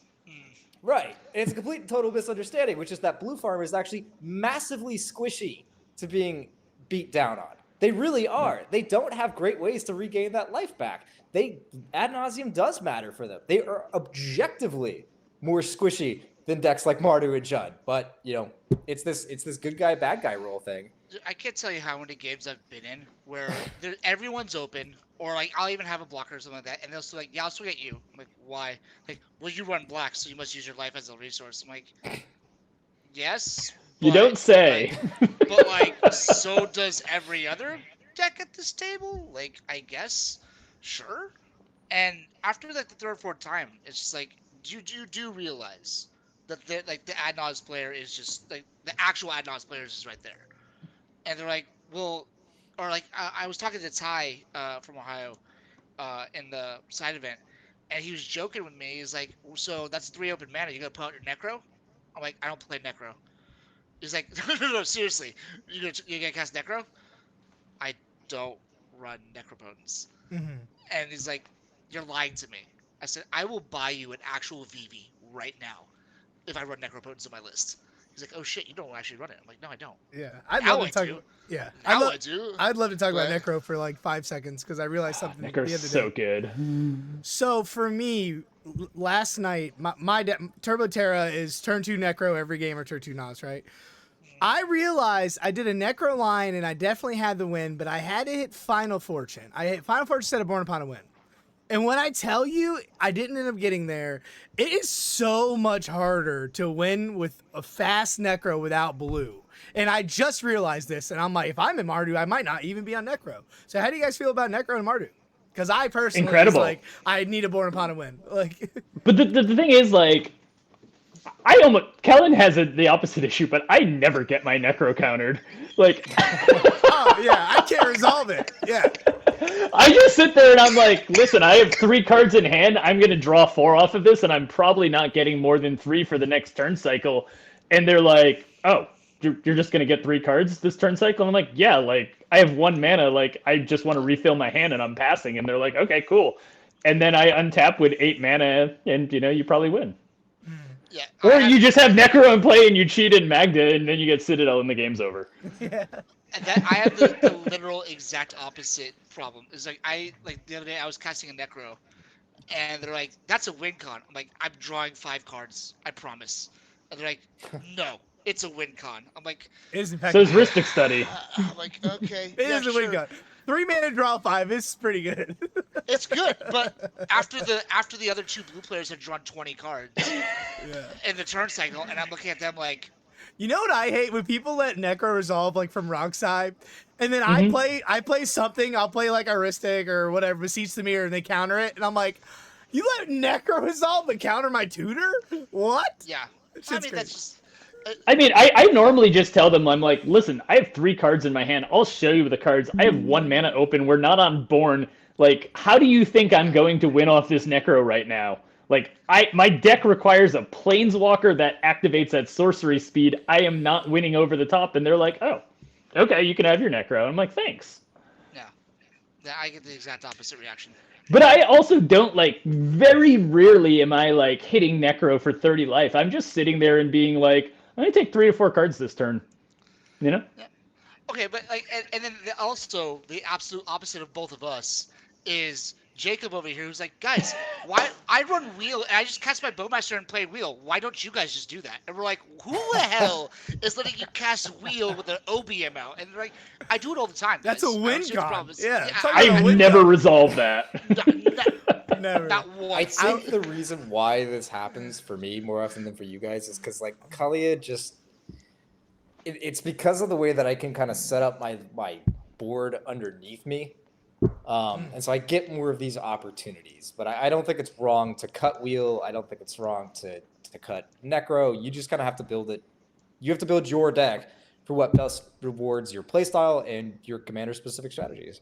And also for the meta, I think we all cut whale for the meta. Like, there was no point where I missed wheel or I wanted to cast wheel and did like triple blue farm. Like, that just says I'm losing the game. Yeah, I cut it for my Yeah, list. that's a big one too. Meta is hugely important. I've honestly, like, I've been preaching this in the Dargo Discord forever. I'm like, wheel is mathematically bad for you. And they're like, no, it's not. You draw 7 cards. I'm like, yeah, but your opponents draw 21. So, like, at best, you have a 25% chance of getting a good hand and them not getting a good hand. Like, it's not good. It's just not great. But I will say, after that 4-hour conversation lecture, I will be on Necro from now on. And I do think that as a Mardu player, there's levels to playing certain color pies, right? Yes. Like, there's certain levels to being like a good Grixis player. Like, you can play a super safe Grixis pile. Like, you can. You can play a super safe Mardu pile. People that are playing Necro, that's your next step. Like, if you're not Necro or you're not Turbo Mardu and you're just super safe, like there's a guy named Kyle who plays Dargo Tymna, and his deck is more like it's a Tymna deck with a Dargo finish, not a Dargo deck with a Tymna finish. I like his deck. I think it's a farm deck. I think it's fine and it's good, but there is a level to being like, I can play Necro, because like you said, in non-blue, it's such a high skill level to do that it's gonna make you a better player, because Necro is a busted card. Like, 100%. it is. 100%. It's just it is a busted card, so you have to learn how to use it. Have you guys seen my altar? And how to abuse it.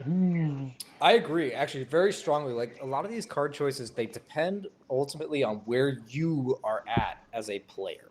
Like, and it doesn't, if you're not running them, it doesn't necessarily mean that's the wrong decision. Like, No, not at all. so yeah, you may be tuned in or paying attention more to a different card. And it's like, but then as you evolve and you change or the meta changes, it's like, I mean, personally, I thought the fact that you're not on Necro is insanity, so I'm glad you're on it. Like, that's my first tutor target every single time is Necro, because Because why? oh, we lost him. We lost you? Him. Oh, I mean, while We he's on lost him. pause, I literally put in Academy Rector because Yeah. Jacob's like I'm not kidding you, dude. That night, bought one, showed up the next day. Academy? Like, yeah, because Dargo's a sack outlet in the command stone. Oh, So I for just Necro. go, yeah, I might go, okay, cast Academy Rector, cast Dargo, sacking the Academy Rector, and the worst I get is a tithe. Is Okay. back. yeah, Kellen DOS attacked me to stop talking shit about him. I can't believe you're not running Necro. Oh yeah? Click. You left, and Kellen's like, fuck yeah, I get to talk. In terms of like breaking parity on necropotence, we absolutely can do it in Mardu. It requires some weird cards, or else you're going on to like a Final Fortune or Chance for Glory, kind of like extra turn thing, or like E-Zone.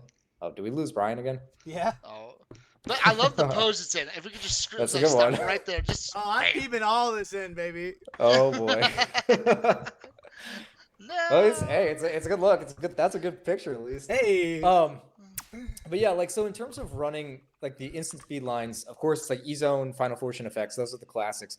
But then you can also break parity on. Internet angry. Yeah. Yeah, well, at least we got you back. Hey. So, but we can also break parity on it with either an Entomb line. So like you can Entomb and then Shallow Grave Hoarding Broodlord, and that makes a ton of mana at instant speed. Or you can do something with a card like Invoke Calamity, which is weirder, but you can use Invoke Calamity to get Breach into play at instant speed. So there are options. They're weird, but they do exist. Are you on I think it? Invoke Calamity is cracked. Is anybody on that? I think Jacob Yeah. was.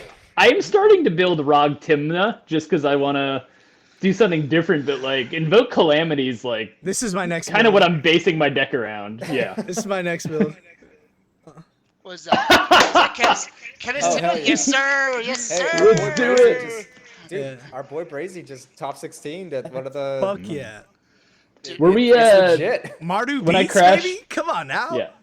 When I crashed, Yeah. were we showing altars? Because this is shout out to Doot Loot who just randomly got me this from the artist. Yeah, dude, so All right, sick. if we're doing that, I got 4. All right, the it's colors. this time. Where's Well, my here, slab hold on, at? hold on. Where's my slab? Yeah, there we go. Anybody got an artist proof? So this is. Oh, this I'm is just from gonna one Anthony. up everybody. So Nah. Where's my artist proof at? Hold on. Bro, I lug these around. I got Anthony's one from ABC up in NorCal Meta. This one's from Critical EDH. Shout out to them. And then also one from Croce. And then this one is from the first tournament, like major tournament that I ever top forward. I can't find yeah, it. dude hooked me up with one, so I had to hook you up with the dragon sex Kalia. You know, spread the bad spread the good dragon, of vibes. Yeah, right. Yeah, Kali is actually Yeah, one of my I'll take it. first commanders. I'll take the sponsorship. That's funny. Anyways, let's go wrap it around. Got about 30 more minutes, give or take. Yeah. So kind of where's cedh going, and kind of where would you guys want it to go? Like Turbo, are we unbanning Jewel Lotus? Like kind of what do you guys think? Please unban Jeweled Lotus. I think at the bare Like that's the card I want the most in Me too. in Dahada. Me too. I want Jewel Lotus back. I think that bare minimum Jeweled Lotus should come back because I think it gave us more variance in a lot of things. Like bigger creatures were better or more castable. Like you saw Kodama decks that were like, oh, that's kind of sick. Like it's kind of dope. But Tavish. Tavish is another one. Like I was playing Tavish Thrasios a little bit, and like I think Tavish is fun. Tavish is a fun card. Come on. But it really is. I want to keep hearing It really is hampered by that no Jewel Lotus, right?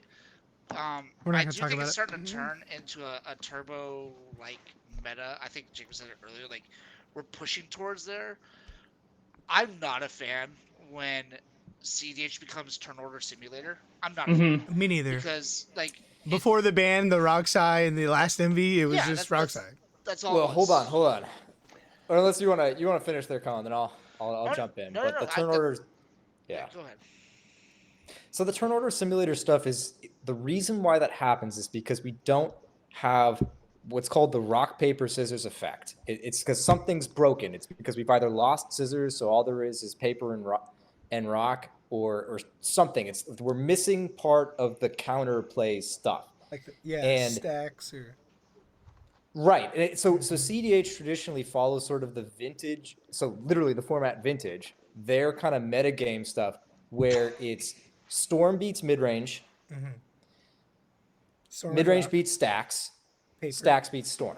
Stacks is paper. Right. Yeah. Scissors. Yeah. Right. So right. And so the thing is, what happened to us, and this really, I would agree that it was storm heavy going up into like 2022, but the printing of Orcish Bowmasters kind of changed everything. Yep. Because the combination of OBM plus Rhystic Study completely wiped out the creature decks. And Born Upon No a more Wind dorks. and One Ring. Yeah, I was gonna say, don't forget they added Born Upon a Wind, where it was just like, cool, we Lord can of just the hide Rings. behind a Rhystic Study and win over the top. Flare And then like the Duplication. next the next set they added Flesh Duplicate, and they're like, hey, you can just clone your dockside even easier. Like, let's just keep adding more of these stupid effects. That's totally true. But what those really did is they compounded on an effect that was already off balance. Yeah. And when we lost stacks, basically mid-range is always the most popular archetype in cedh. And the reason why is because, so going back to the blue farm stuff and why are people playing it? It's because the floor, so you talk about a ceiling and floor analysis, the floor of blue farm is stupidly high. It is an extremely forgiving deck. If you screw up, you have 2 card draw engines in the command zone that can get you back into the game. That's really, really, really forgiving. Mardu, much more punishing. If you screw up, you make a misplay, it's going to be a couple turns before you. Yeah, it's going to be a couple turns before you get out of that. So If you get out of it. Right. So mid-range is just safe, and that's why a lot of people play it. It's very, very forgiving. So when you have this big glut of mid-range, and then Stacks is suddenly obliterated overnight, and Stacks already has a bad matchup against the most popular archetype, mid-range, well, what happens? If you're a Storm player, you're eating good. And that's these crazy, crazy high win rates with Rogside dominating all across 2023 into 2024. And then they print more things that go and help this stuff. So Stacks is unplayable because everybody's running OBM plus Rhystic Study. And then we add more flash enablers. Right. And so it's like, and so then the rules committee is going, their attempt to fix this situation isn't to try to bring Stacks back. which is the counter to Storm. It's to make everything mid-range. Yeah. Well, they can't ban the Lord of the Rings cards that they just printed. Come on, Right, Jacob. or they can't ban Ristic Study. So, Why not? they're operating on this. Fuck Ristic Study. Well, they should, but they're operating on this idea that the games are better when there's a lot more interaction and stuff going on. So they want to keep mid-range protected. But the problem is that you really need a Predator which eats up the Storm decks, that being stacks, and sets the rock paper scissors effect back in order again.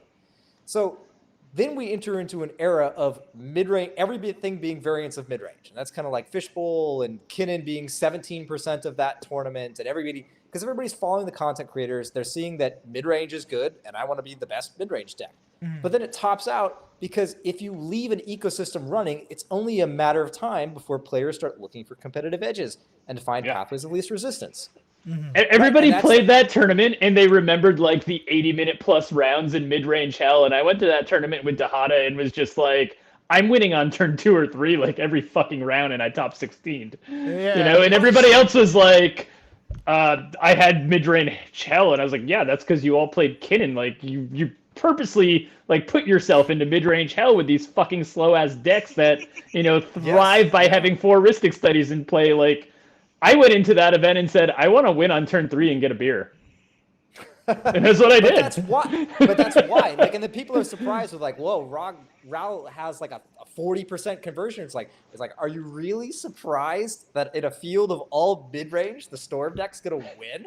Same thing with Atali. Like, this is exactly the natural outcome. If everything. Let's talk about the 20K. Yeah, the top 4 was Atali won it, Lotho, Rocco, and then that 4th deck I don't remember. Rockside, yeah, like that's. And they were all turbo decks. Like Lotho, even though it's Orzhov, that is a fast deck. Like they're playing Lotho on turn 1 and I'm tapping with like 6+ mana. Rocco's a turbo deck. People don't think it is, but like you can build it poorly as a stacks deck. It never wins. But Turbo Rocco cooks people. Yeah.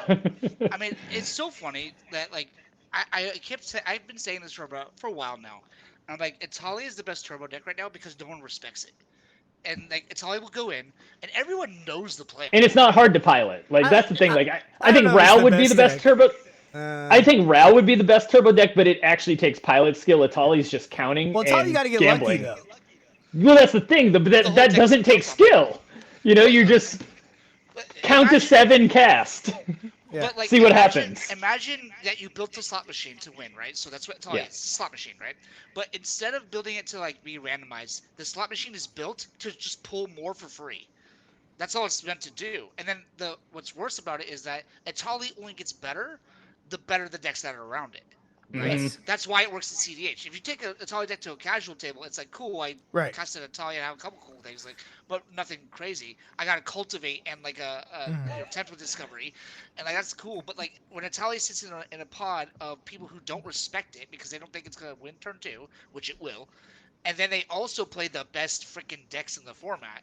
Yeah. So what you're saying is you're just playing their decks for free? Like that's how it wins. Well, I know the guy that won the 20K. He said he didn't see a blue deck. He didn't go against a blue deck until the final 4.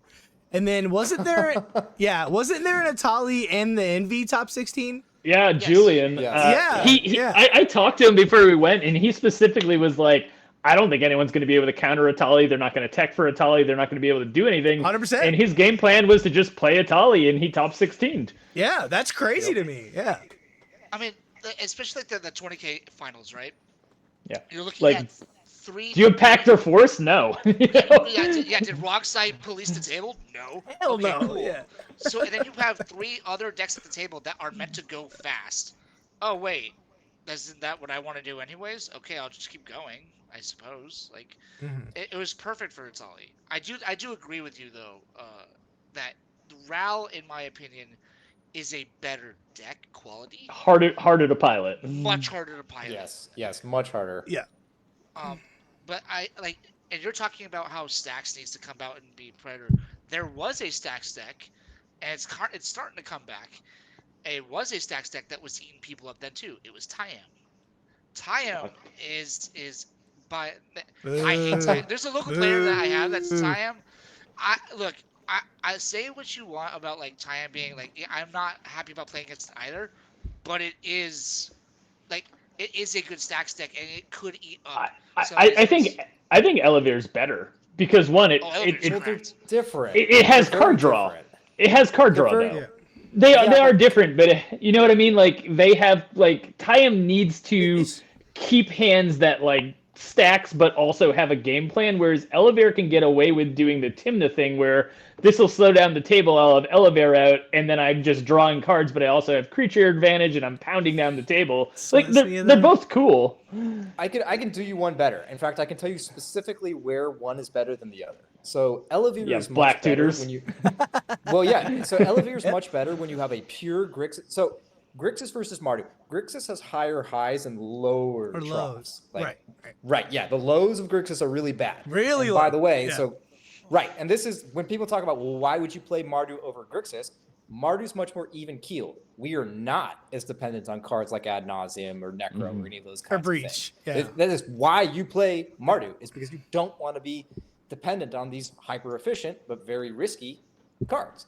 So in terms of where a deck like Tayam combo stacks versus the combat stacks Elevator does better, combat stacks is better when you have a pure Grixis, pure efficient field. The more efficient the Storm decks get, the better the combat stacks is. If things are more muddled, though, and more resilient, like you're seeing a lot more blue farms, you're seeing a lot more sort of those kinds of Storm decks, you would actually rather be on the combo stacks list because the combo stacks list can close windows of opportunity better. People also That's it. freak out. People freak out about Elevator. They're like, "Oh my god, it has 4 creatures. The game's over. We need to psych rift the board." People who let Tayam sit at the table, and I'm like, "You need to Bro, fucking nothing. kill that thing." Bro, I cannot tell you. Dude. And I know he's gonna watch this video because I'm gonna post it on our Discord. I know he's gonna laugh at me for this. I get red in the face because I'm like, does someone want to throw one piece of interaction at Tayam? One. Just give me one. Just one. Yeah. Just give me one. And they're like, and Tayam's like, but me don't have counters. Me, I need to flip this. I don't other have thing." any cards in hand. I swear to God, man, I just Right. want to throw shit. But speaking of, do you know what deck is actually a Necropotence deck now? Terra. Tayam? Tayam. That's terrifying. Yes, there was a period when it was an Ad Oh, Nauseam yeah. deck. Yeah. Tayam was like- the only deck I lost to at Fishbowl before top 16. I had a turn 1 Dahada, which was cracked, and Dahada flipped That's a wild. Dahada flipped Citadel, which I could cast, and the only blue player in the pod, Stella Lee, goes, "I don't have interaction, but I have a Time Twister." So they cast Time Twister, give Tayam the nuts, and the game ends. I will say, and I've also said this many times, to other people as well. I became so much better as going into Swiss rounds with big tournaments because I'm constantly having to play a Tayam that's I will like you guys have said, I will close that window now. From turn 1 Yep. to turn whatever, that window is closing when I want it to close. Yeah. And Yes. you have to Yep. win, and you have to figure out how to open that window, or you have to figure out how to get around that. And if you're not facing decks that are doing that, and that's kind of what the thing with Blue Farm is right now, it doesn't close the window, it just it's in the window at all times. Yeah. So it's What gonna is try to stop scary, if J-Lo comes back, Tayam gets a lot faster. it. Oh, don't So do And this, it's Holly. So and this Yeah. is Yeah. so this Oh is my why God. I actually think that JLo and Crypt are mistakes. And people who stare at them, they're traumatized in their head about the big explosions of Docksides. But what they don't realize is that the mana efficiency is actually king. So sure, you will get to play your Tymnas earlier. You will get to play Tevesh's or whatever commander, your Kalias, your Dahadas. That's all nice. But you're also going to be seeing a lot more turn 1 Atalis. Yeah. And you're going to see a lot more turn 1 Nagilas and turn 1 Malcolms and turn 1. And all of these really, really toxic things are going to come back because it's really the efficiency which is the king here, not just the sheer power. yeah, Black And I Lotus. like those decks in the meta. I miss Najila being in the meta. I miss the fact that more people aren't playing shit like Niv Mizzet. Our buddy Anthony took Niv Mizzet to the Envy and he was fucking cooking people. That deck's sick. It's basically Niv Mizzet Secret Vivi because it's already running Curiosity. I think it's awesome. And to this point, what really killed decks like Najila? It's not the Jewel Lotus getting bad. It's OBM plus Ristic. Yep. Yeah. And Like, that's where coming back to all this stuff on square one. If you actually want a healthy CEDH metagame, one that crushes down on these toxic politics and choked up board states. Bring back Dockside, because that is the ultimate choked up board state I think punishment. It I is think the you should just ultimate ban punishment. OBM. Like, Well, that's the next point. No, It's Ristic. Ban the same. Ristic, It's the ban same thing that I OBM. feel in Legacy. Like, it's not a CDH or a Legacy power level issue. It's a gameplay pattern that just is fucking toxic. The card does not do what it was intended to do, and it just makes the meta like terrible. It like just in Legacy and CDH, it's just eradicated archetypes out of the meta because of how that card works. I agree, but Or what's like- the card which feeds it? Ristic Study. But I mean, there's still Right. it's still a miserable card without it. Like, both of them need to go. Like, I don't want to I have to agree. run it in my I deck. agree. Like, it's fucking annoying. So And I think it adds nothing to my game plan. It's a Right. garbage card that I'm forced to run. I do want to go back Yeah. to stacks a little bit. So Time, I went to a local tournament, 33 people last Saturday, right? And Time cooked the tournament. I think it only lost once or twice in the Swiss. One of them was to me. It won the whole thing. It just cooked the finals, right? So our round 5, my winning in, it plays a turn 2 Phyrexian Censor, the rule law effect. And this is the issue with stacks. Krakashima goes, untap, bouncer rule law, I'm gonna pop off. I end up not winning, and I go, okay, cool. And Sep Adnos win the game. Thank you so much for removing the stacks beast for me. And I think that's the biggest problem. Remember how you're saying Rao's a harder deck to pilot? Stacks is the hardest archetype to Oh. get right and to play. And I think that's why it's also out of favor because of Even that. if you get it right, your opponents are stupid and they don't know when to Right. remove things. Like, Correct. if you are I think going to that's the remove the problem. stacks piece that's locking down the table, you better be winning or you're just punting. Yeah, and what was right. the best And by the way, stacks deck that's- 2 years ago? It was Winota. And then we go, Winota. oh, kill Winota, and that deck's dead. So what other good Yeah. stacks decks were there that could win in time in Back then, tournaments? Well, it depends. So there was Jetmir, you had combo stacks with like Tymna Dargo. Basically, Yeah. like, so the whole closeout and windows of opportunity stuff, it actually emerged with combo stacks. Like, Yeah. that's where the stuff comes from. Yeah. The Storm players took a leaf from the combo stacks decks. But like Godo was a thing. We saw Heliod being a thing. There was a lot. It was always an uphill battle. Okay, so the reason why stacks is just hard to master is because it has to do with time investment. You cannot play as many stacks games as you can play games on a Storm deck. And so you get better a lot quicker playing Storm than you do playing stacks. It's just not as good of the learning curve is more brutal. And not only that, but you're always targeted for interaction because you're the one gunking up the board. Yeah. So, and players are dumb, just like Yeah. Brian was saying. So stacks always had things going against it, but it was the correct pick for certain kinds of players in certain metas. And OBM plus Ristic just wipes all that out. I think And it's Ristic like- Study needs to go. I think that is the number one most Same. problematic card, period. Because Orcish isn't I- even a top 5 card. Like Ristic, not. Mystic, Smothering Tide, there's cards better than It Orcish. just which it I agree. enables toxic play patterns is its issue. Yes. Like, I feel like the meta would change vastly if we got rid of Ristic, OBM, and Born. Like, Born is another card where power level may be debatable if it's bannable, but play patterns fucking atrocious. Agreed. I mean, I and by the way, think, this it is is though. Like name Yeah, another flash. 2 mana was two mana was too cheap. It has no downside. At least Otter, which is another 3 kind of mana. egregious card, has a downside where it can't cast creatures, so they can't actually win until they get to a certain point. Whereas Born doesn't have any downside. Hell, it even replaces itself. So wild. I'm going to throw the old RC under Sheldon a bone here, even though I think they screwed up during the influencer era, which is that the philosophy of the old RC kind of, all the way up into like 2023, when all that stuff happened, when you start to see, well, up until his death, tragically, was that EDH can play with powerful cards, but the mitigating factor, the most important factor, is if things are fun or not fun. Right. And they would ban cards, powerful cards, if they are unfun. So that's the Grizzle brand ban, which really deserves to be banned. It wasn't Raids. just banning things on power level. Like we have a legal power 9 card in the format with Time Twister. Mana Crypt is cracked legal because it allowed for a lot of fun things. But what's happened is that when you get into the influencer era and kind of the mana bans, they tried to change the philosophy, which is now we're going to ban for power. But the problem is that was never the reason why the sole reason why bans are happening in the first place. So now we're in an era where either you need to have more bans if you're going to stick consistent towards banning for power, or you unban things, and go back towards banning for the fun thing. Yeah. Because right now it's very lopsided. And what's further aggravating is they're like, oh, well, we want everything to be mid-range. How do we make mid-range counter turbo?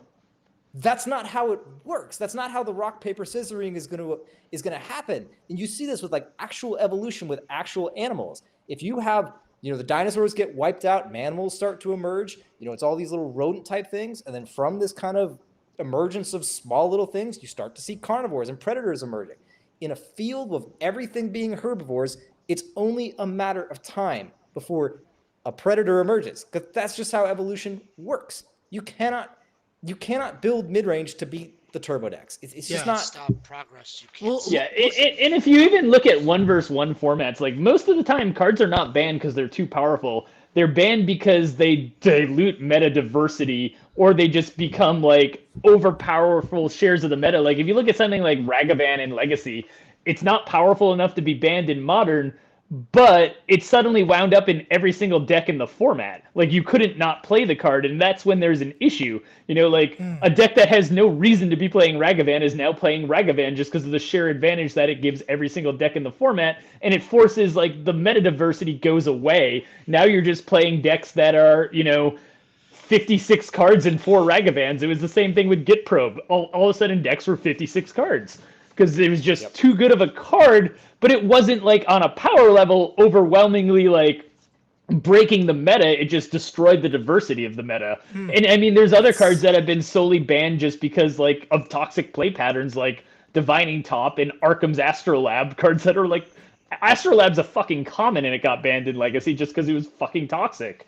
Like it doesn't have to be a power level issue. It can be how it interacts with the meta and how it causes deck building to change can be an issue, and cards should not exist because of that. But see, here's the things that you're gonna hear the argument, like just to play the devil's advocate here. Yeah. Is that you're gonna hear, well, Soul Ring is in every deck. Well, like this card's in every deck, and blah blah blah blah. Like, okay, yes. But Soul Ring doesn't do something egregious. It accelerates mana. It doesn't it doesn't make toxic play patterns. Well, but this is the thing. Soul Ring is objectively powerful, Kellen. Yeah. And that's why it's a game changer, but it's not a game changer. This is why game changers don't even mean anything. Right. There's a philosophical inconsistency here, which is leading to a lot of confusion and a lot of lopsidedness in terms of how games play out. Yeah. Like, should Soul Ring be banned if Mana Crypt and JLo are getting banned? Objectively, yes. But they don't because it's monetarily cheap. Well, that's so political. Objectively, like, Mana Crypt has a downside that Soul Ring doesn't. That's It's free, though. Yeah, but Mana I mean, Crypt's if you have if you have Soul Ring in your hand, like, there's never a time where you're not casting it because, whatever. Yeah. But Mana Crypt's better than Soul Ring. Yeah, it is free. It is. Yeah. Yeah, but it has a downside. That's kind of my point, because I agree with you guys 100%. I just know that in the comments I'm going to see, like, well, Soul Ring's in every deck, so it should be. So according to your logic of making, like, it's making a more diverse deck, cEDH is a diverse format in the sense of, like, what you can do, but there are also a lot of cards in cEDH that, like, objectively they're very heavily seen. For example, like, if you want Rhystic Study banned, Rhystic Study is played more than, like, some fetch lands. And, like, it's like, what is happening right now?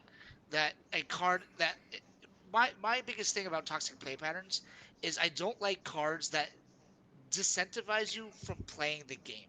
So, like, Rhystic Study, and one of my favorite cards in the world is Smothering Tithe, but it is a card that punishes you for playing the game. And not only that, the person who has the Smothering Tithe doesn't have to do anything to get the benefit from it. Like, that's what bothers me about And there's no downside because no one's paying 2 mana. You're out of the game if you pay that. 4 Like, mana. it used to not even be in the meta because Dockside countered it. Like, Dockside, at the time it was banned, like, Jacob might disagree, but, like, I think it fell into a play pattern because of the cards they printed that made it egregious. It hit the primetime issue where it came down on the field and clone. Like, this is no longer fun. But until they printed Lord of the Rings, I didn't think it was a bad card. They printed cards that made it a bad card, and then it suffered because they printed fucking cards that made it fall into a toxic play pattern instead of dealing with the cards that caused the toxic play pattern. Like, Nadu, I think, was a perfectly fine ban. That card was miserable to play against because, one, it couldn't win. it would just sit there and go, well, I'm not going to let you play the game because on your upkeep, I'm going to take 45 game actions. Oh, I still didn't win. You can't do anything because I have 18 counter spells, so just pass the turn and I'll do it again. I don't care about Rock Thrust. I don't lose to Rock Thrust. Yeah. No, I actually completely agree with all that. But something to be said on them is like people talk about diversity. I think a lot of this diversity that we're seeing, I think it's somewhat superficial. I don't think this is real diversity. You know, it's the same thing. Like, so think about it like this, right? Blue-black is everywhere. But would you ever build a blue-black deck that isn't a Thoracle Consult deck? No. I mean, that'd be crazy. End of the day, Dockside died for the sins of other cards. That's right.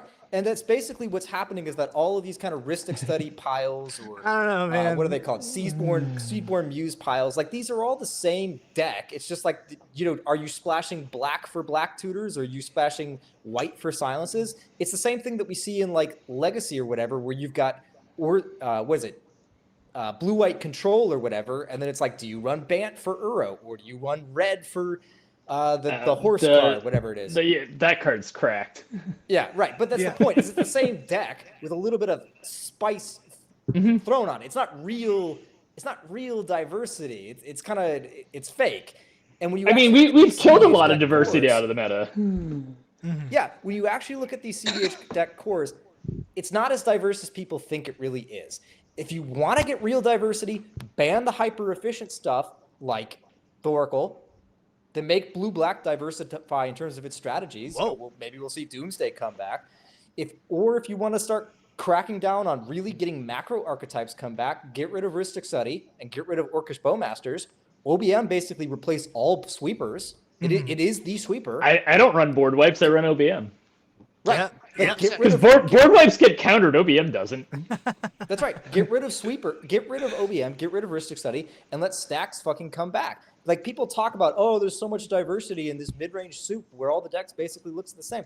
It's not diverse. We're missing an entire macro archetype. Yeah. Well, I mean, I think we're missing two. I mean, control doesn't really exist. It's like talking about like an ecosystem right now. You know, it's like, well, look at all this diversity of the mammals. It's like, well, all the reptiles and the amphibians and birds are dead. It's like, okay. Sure. Yeah, there's just a bunch of T-Rexes running around. Yeah, oh god. Right, but that's the thing, is it's not a real diversity. An entire macro archetypes are gone. All blue-black decks are all variants of the same shell, which is Thoracle Consult nonsense. Like, is that diverse? I mean, Talion died basically after the bans, and that was like a true control deck. It did have Thoracle, but it could kind of just win from attrition as well. Tivit's a control deck. Yeah, Tivit is still kind of there, but Marnius is just better. You know, like, but Marnius there are people playing control like Anthony and Shauna, but it's something they've played for ages and they're super good at it and they're going to cook you. But their decks do other things that allow them to, you know, have a control game plan. They're kind of like Jeskai control in most formats, where it just kind of sits there, stops you from doing what you want to do, and then eventually they're just like, boom, game over. But you're also talking but about why would you play that instead of Blue Farm? But control should not be an outlier in like an efficient meta. Remember Niv Mizzet when Niv Mizzet was a deck? That was the control deck. Holy shit. It's still a deck. Yeah. It is still a deck. It's great, but it's just like, it's really hard to pilot, and it's diminishing. It's really hard to get those reps in. Like, why would you play Niv Mizzet when you can just play Blue Farm or and then you have a white? Yeah, like Blue Farm is basically, you get a white version of Seedborn Muse with Smothering Tithe. You get Ristic Study and the tutors that find it the most efficiently. You get maybe you're just not a coper, so you play you don't play the best deck in the format. Well, but see the problem, if you just like think about it in terms of like strategic. We've flown out the handle, guys. Well, part of the reason why Blue Farm is everywhere is because it hits into so many of those strategic niches at once. Yeah. I mean, I think Zach said it the best. I mean, he fucking won the Envy, and the next day he's like, that deck's boring. I literally played it because I wanted the best chance to win the Envy, but he doesn't think it's a fun deck to play. Well, that's every format, like, right? That's why I don't play Blue Farm. Like, I find that like archetype to be incredibly boring. It reminds me a lot of Legacy Delver, which was a deck I tried a few times and was like, this is the most boring fucking thing I've ever played. You know, I want things that make me have to think creatively, and Mardu kind of gets there for me. Like, the storm lines are weird. You know, like, I played a lot of Rogsai, but it's, you know, there are, like, people say Rogsai is easy one. It's not, because you're 3v1'd every fucking game. Yeah. But your ultimate thing is, like, playing Breach, and it's like, yeah, you know, how do I get Breach into play? Where it's a little bit different with Mardu, where it's like, I could breach, but I think that's going to get countered. Like, what could I do instead? You know? So it's funny that you said it. So like to kind of touch on two different points that we talked about. So you asked earlier, how do you counter blue farm? And Jacob just kind of said, you really can't because it does this and that and this and that. So the moment you say I could do something, then it's like, oh, then I'll just do the other thing then, and it has the best cards to do whatever it wants to do. So you're never going to beat it in card quality. So you can't counter blue farm.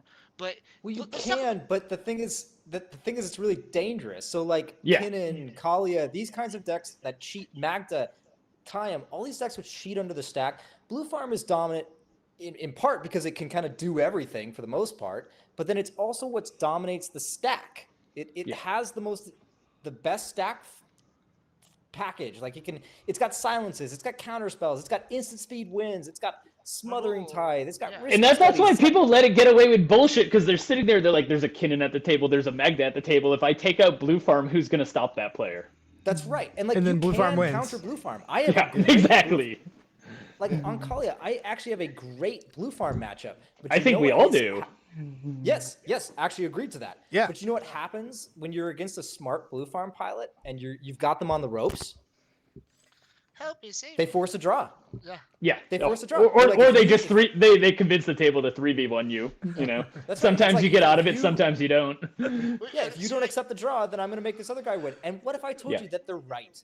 They are right to do that. Yeah. That's the right way you could. The best political players are blue farm pilots. Yeah, it's like when you're on the ropes, why not force a draw? They are right, actually, to do that. That sucks.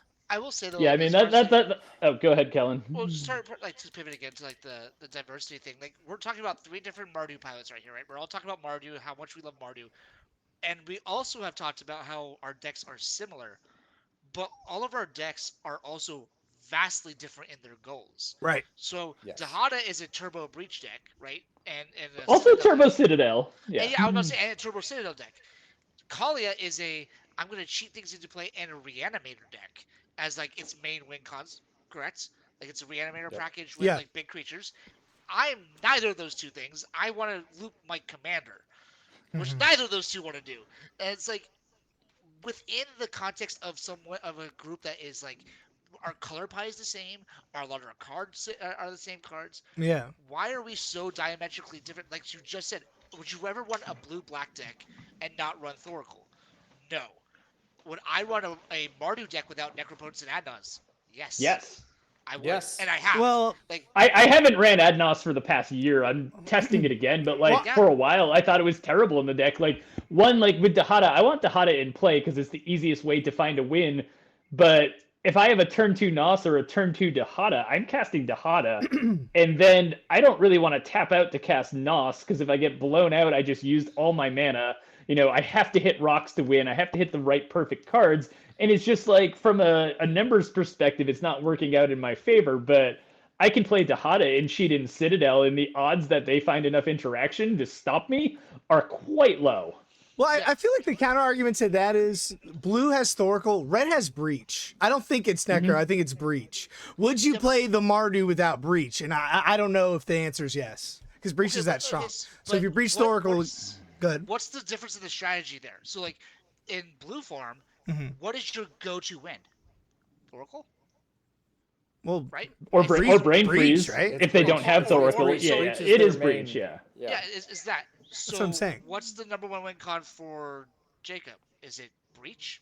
Is that your number 1 win con? Probably. I think so. Okay. Yeah. But he doesn't need it. But no, I do not need it. But yes. Mine's not. Though. It makes it easy. So your number 1 win con's Dargo. Exactly. And your number 1 win con is Citadel, which goes into Breach. My plan A is Citadel, but my Breach is my enabler. Like my win con's Dualcaster. Like we're not like a Thoracle deck, like a blue farm deck where you get Breach in and you eventually get to brain freeze and you get the Thoracle. Like Breach isn't winning me the game; it's enabling me to win the game. But Breach is usually like my plan B or C. Citadel is my A. But that's my point, though, is that blue farm's plans are Thoracle and Breach. End of list. Yep. Like that's it. Like there's nothing there. Like and there was a conversation that Max P and I had with a player. Love Oh, that guy. wait. Time out. They do have a third plan now. It's called have a smothering Grand type and a Devil? fairy mastermind. Oh, that's right. God. That's right. Put out Grand Yeah, Demolisher right. and draw deck. Okay, got it. Yep. But I was talking with Max P, and we're talking about card selection, and we kind of joke with each other now. He's like, my blue farm deck is different from other blue farm decks, and both Max P and I just go, like, yeah, But they changed their 98th card, bro. yeah. He's like, Right. and then the comment was, the card deck building is not about the card selection; it's about the mentality. And we're like, no, deck building is about the card selection. Like selecting the right cards is how you build a deck. But like when people do say I'm not that deck, like I am not X deck. Like I'm not the blue farm deck that does X. Like yes you are. Like 100% yes you are. Like what do you mean you're not that guy? Like oh no, I run PFB and Knuckles in my blue farm deck. And Delny. Right. And Delny. Well, I cut Dispel for Delny. And then I'll come back with them with like, yeah, I used to run Narset in my blue farm build, and they're like, oh, you mean the what's it called? Thief, the no Planeswalker? thief. No. I'm talking about the four cost one that exiles. That's hilarious. Yeah. Oh And they're yeah. like that's stupid. I'm like, okay. Sorry for being spicy about things. Like I'm sorry. My fault. Yeah. Yeah. Oopsie. Like not the fact I had a So- 56 win percentage on it. Yeah, I can shit on Blue Farm all day. It's the best deck in the format, and we all hate it. So, do you guys have time for 2 mini games? Just 2 little. Yes. All right. Yeah. For you, anything. Do you guys have a pen and paper by chance? Sure. I can get some. Maybe. Yeah. Yeah. Cool. Give me a sec. Sweet, got it. I'm making you guys work. Yes. I want to see. Well, I'll wait for him to come back. At least he had pants on. It's fine. We don't discriminate here.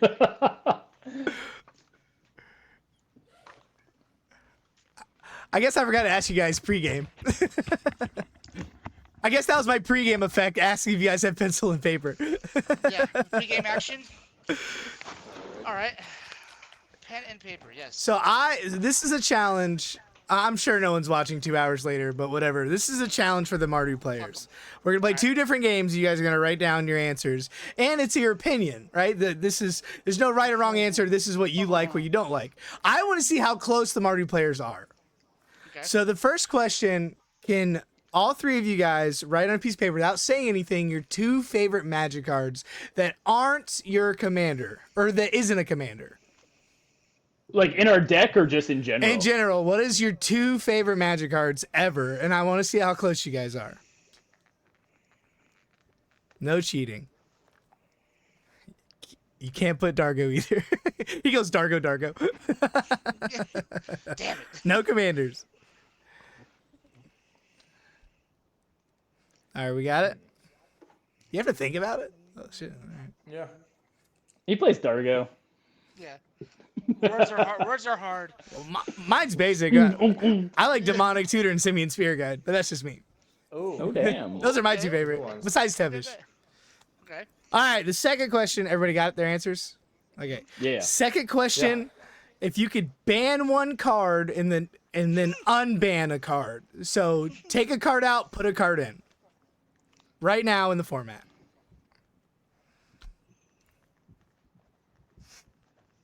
I feel like all you guys are gonna say the same thing. Could be close. I think Kellen's might be different on the unban. One card too. You're like Ristic, Mystic, Orcish. I honestly think Fish is perfectly fine. I think because the downside. Yeah. Yeah, exactly. I agree. And that's It's totally a fair. busted Magic card that can get misstepped, that can get removed. Yeah. It costs the mana. It doesn't trigger on creatures. Like And you the gotta keep downside paying for eventually it. gets too much. Yep. Yeah. I agree. Upkeep sucks. That's why Ristic. Yeah. All right. What's everybody's 2 favorite cards? Let's start with Bad Dog. Well, are you done, Bad Dog? Sorry, I see you writing. Yeah. I'm He's done. he's I'm drawing a just trying to photo. figure out how to- Yeah. He's doing I'm math. drawing I'm doing a super bad. He's like, he's actually writing the history of each card and where it came Right, from. right. When it He's became just doing math popular. equations. Yeah. He's just writing dinosaurs down there. I am the T-Rex. Unbanned Colta. I should play Atali. God damn. Oh, that's funny. What's your two favorite cards, Bad Dog? Entomb and Demonic Tutor. Oh, nice. Entomb, Demonic Tutor. What do you got, Crow? Entomb. You know, this is surprising because one of them's a blue card. So, What? you know, apologies. But it's Omniscience in Ad Nauseam. Ooh. Those are good I ones. like that. I like that. What do you got? Okay. What do you got? Omni. There you go. You got Omni and what was it? Demonic Tutor? Demonitor, yeah. Attaboy. What do you got, Kellen? Smothered Tithe and Mayhem Devil. Wow, you guys are way off. With an Damn. Good one. honorable Those are mention good is too. Dual Caster Mage. Oh, Dualcaster's hot. No, mine was Omniscient and Ad Nos, not Demonic Tutor. Jacob's was Demonic Tutor. Jacob's just Smothered Tutor. But Smothered Tithe and Omniscience, that's the same thing, right? Oh yeah, yours We're is saying that? Nas. Yeah, Yeah. we're saying the same thing. Yeah, I mean, how could you not love Ad Nos when you have a card that looks like this? Oh, I just got a foil Japanese one from Dude, bro. I love it. Yours is Miscut. That's sick. What was That's your a really second good one, set. Kellen? You Smothering Tithe and what? Mayhem Devil. Mayhem Devil. That's so cool. All right, I Kellen. think we're all going to be a lot closer on Unbanned, yeah. so... Kellen, ban a card. I'm Yeah. ban a card. Ristic Study and Jewel Lotus. I knew it. I knew it. Yeah, Ristic, easy. Jewel Lotus. All right, what do you got, Crow? You know, unlike Kellen, as much as I would love... I mean, we're banning Ristic Study. Fuck that card. As much Yeah. as I would... Yes. As much as I would love to see a JLo unbanned, like that's probably my number one for my deck, I am a greedy motherfucker, so give me Grizzlebrand. Oh, no way! Hell yeah. Hell yeah. Yeah, Collier's like so. The Collier player's like, I love you. I'm down. I'm with it. I'm here with it. Get out of here, bro. Ain't no way. That card's Grizzlebrand goes into my hand Hell off yeah. Tejada, and then I'm untapping and casting it. What are you doing? into reanimate. Win. Yay! What do you got, Hell Bad yeah. Dog? In all honesty, I would say ban Orcish Bowmasters and unban Dockside. I know Wow. that banning I know Wow. that banning Ristic Study would probably be healthier, but I also want to see stacks come back. I think He's it's- lying. He just has a Yeah. boner for Synthonia and Nightmare Loops. Oh, Those bro. are sick too. Who does it? Too. Who does it? What are you- Uh, The moment that card got Dockside spoiled, and ban I will was be like, wasn't this card already banned before? Recurring Nightmare, right? The moment it got spoiled, my buddy literally said to me, like, Dockside's gonna get banned. I Well, mean, that's the thing. Like, Stony Nightmare stuff was pretty sick, but like, you could actually go without it if you were reanimated. Oh, yeah. I know that's It was hard just- to believe. it was but just it's the sick. truth. Yeah. Yeah. I do want to talk about like Dockside. Yeller and Mardu, let's talk about Dockside for 2 minutes. I strongly disagree. I think Dockside is a huge problem and a mistake, and it makes people not play certain archetypes. Why on earth would we unban it right now? I don't Which want it archetype did unbanned. Not make people play. Yeah. So It's like an Orcish kind of, right? Oh, you can't play artifact strategy because of one card, right? I mean, kind of, yeah, because like Yeah, right now- it made you not able to play Tithe. Right. Yeah, That's the I mean- thing. Is what Dockside did is it Whoa. punished these big clunky mid-range, super stacked out or super clunked up board states. Like it actually punished the Ristics and the Tides and the. all It's that just a crazy 2 mana stuff. I win button. Like, you know what I'm going to do? I'm going to Demonic Tutor for a Dockside. I win. Yay. That made Blue Farm just. But it's not. Crazy. No? I played What Tide what out counter anyway. Dockside? Nothing. I don't Dockside think was the best card Dockside in should the be format. unbanned. The No Rod decks countered it. I'm serious. Like, the No I Rod think the decks problem were with actually Dockside is they dominant. printed too many cards that made it, untenable. Like Dockside 2 years ago, I thought was perfectly fine. Dockside with the current card pool is toxic. Yeah, I do agree on the pieces. They printed make too it many better. fucking That flash was effects, not too many good. clone effects. Like they just You notice too the ban I agree hit with you 4 there. That's huge cards. The unban did nothing to the format. The bans did everything to the format. So why don't we unban cards? You know what I'm saying? We banned Mana Crypt, Dockside, the 2 best cards for the format and forever, and then J-Lo for the big stuff, and then Nadu had to go. They unbanned crap, gives them given. it gives on given. Like I think CDH-TV did a thing on it recently. Like it doesn't even improve your deck that much, so it's kind of an It's irrelevant fine. ban. It's okay. Yeah. It's not. You're gonna ban Dockside, unban gifts? What? Well, Yeah. well, okay, so like look at what happened then when you banned Dockside. It didn't actually kill the best decks in the format. It absolutely destroyed some decks though. Corvold, Dargo Thras, unplayable. Clue Farm, nearly unplayable. Like if you're playing Clue Farm, why aren't you just playing Blue Farm? Before it was- Draws went through the roof. I'll argue this, Kellen. If You're one right. card makes your deck fall apart, maybe your deck just sucked. Bad Dog's right Yeah, though. that's a- Draws that's a- went that's a straight fair up when criticism. Dockside got banned. Like this Wait, was so not a like, draw see, meta that's last what I- year. Yeah.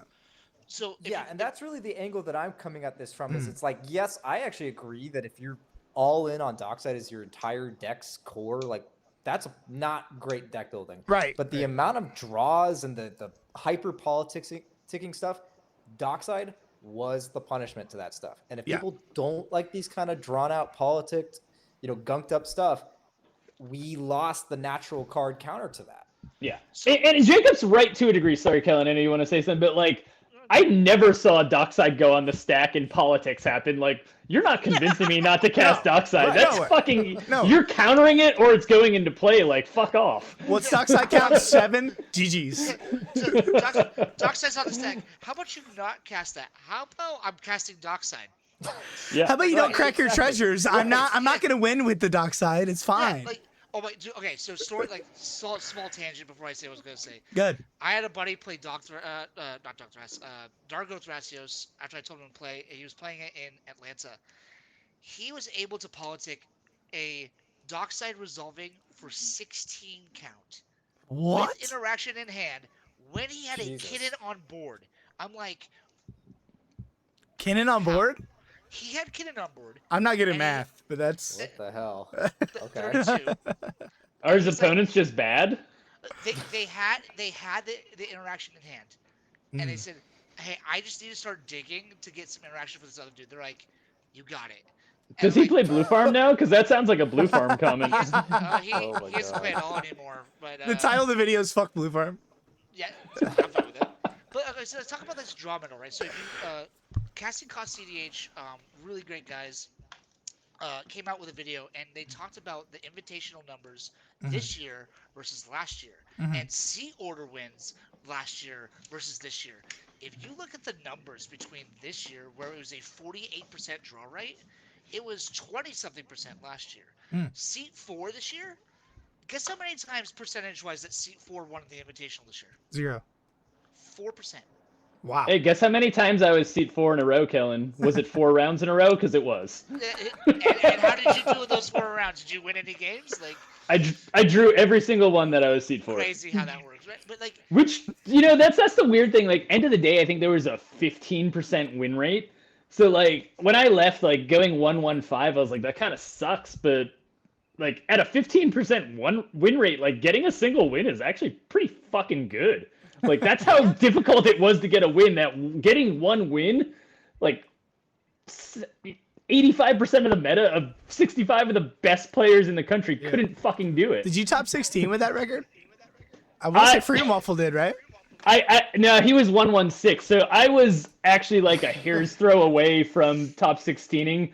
Our final pod, which we were all winning in at 9 points, went to time, and we couldn't come to an agreement on who we would concede to. But after the game, my buddy Anthony on Niv Mizzet is like, I didn't know the round was ending. And I was like, no, none of us did. Like, the judge walked over and he's like, there's 8 minutes left. And we're like, in the round, he's like, no, in your final turn. And we're like, what the fuck? And Anthony's like, dude, shit. had I known I wasn't getting another turn, I never would have packed the negation, your voice of victory. I just would have let you win because draws are stupid in like this scenario. So like that kind of felt bad because I would have been like 6th going into the top 16 if he hadn't have, like, he packed it and we wound up in like a 25 card stack war and then like timed out.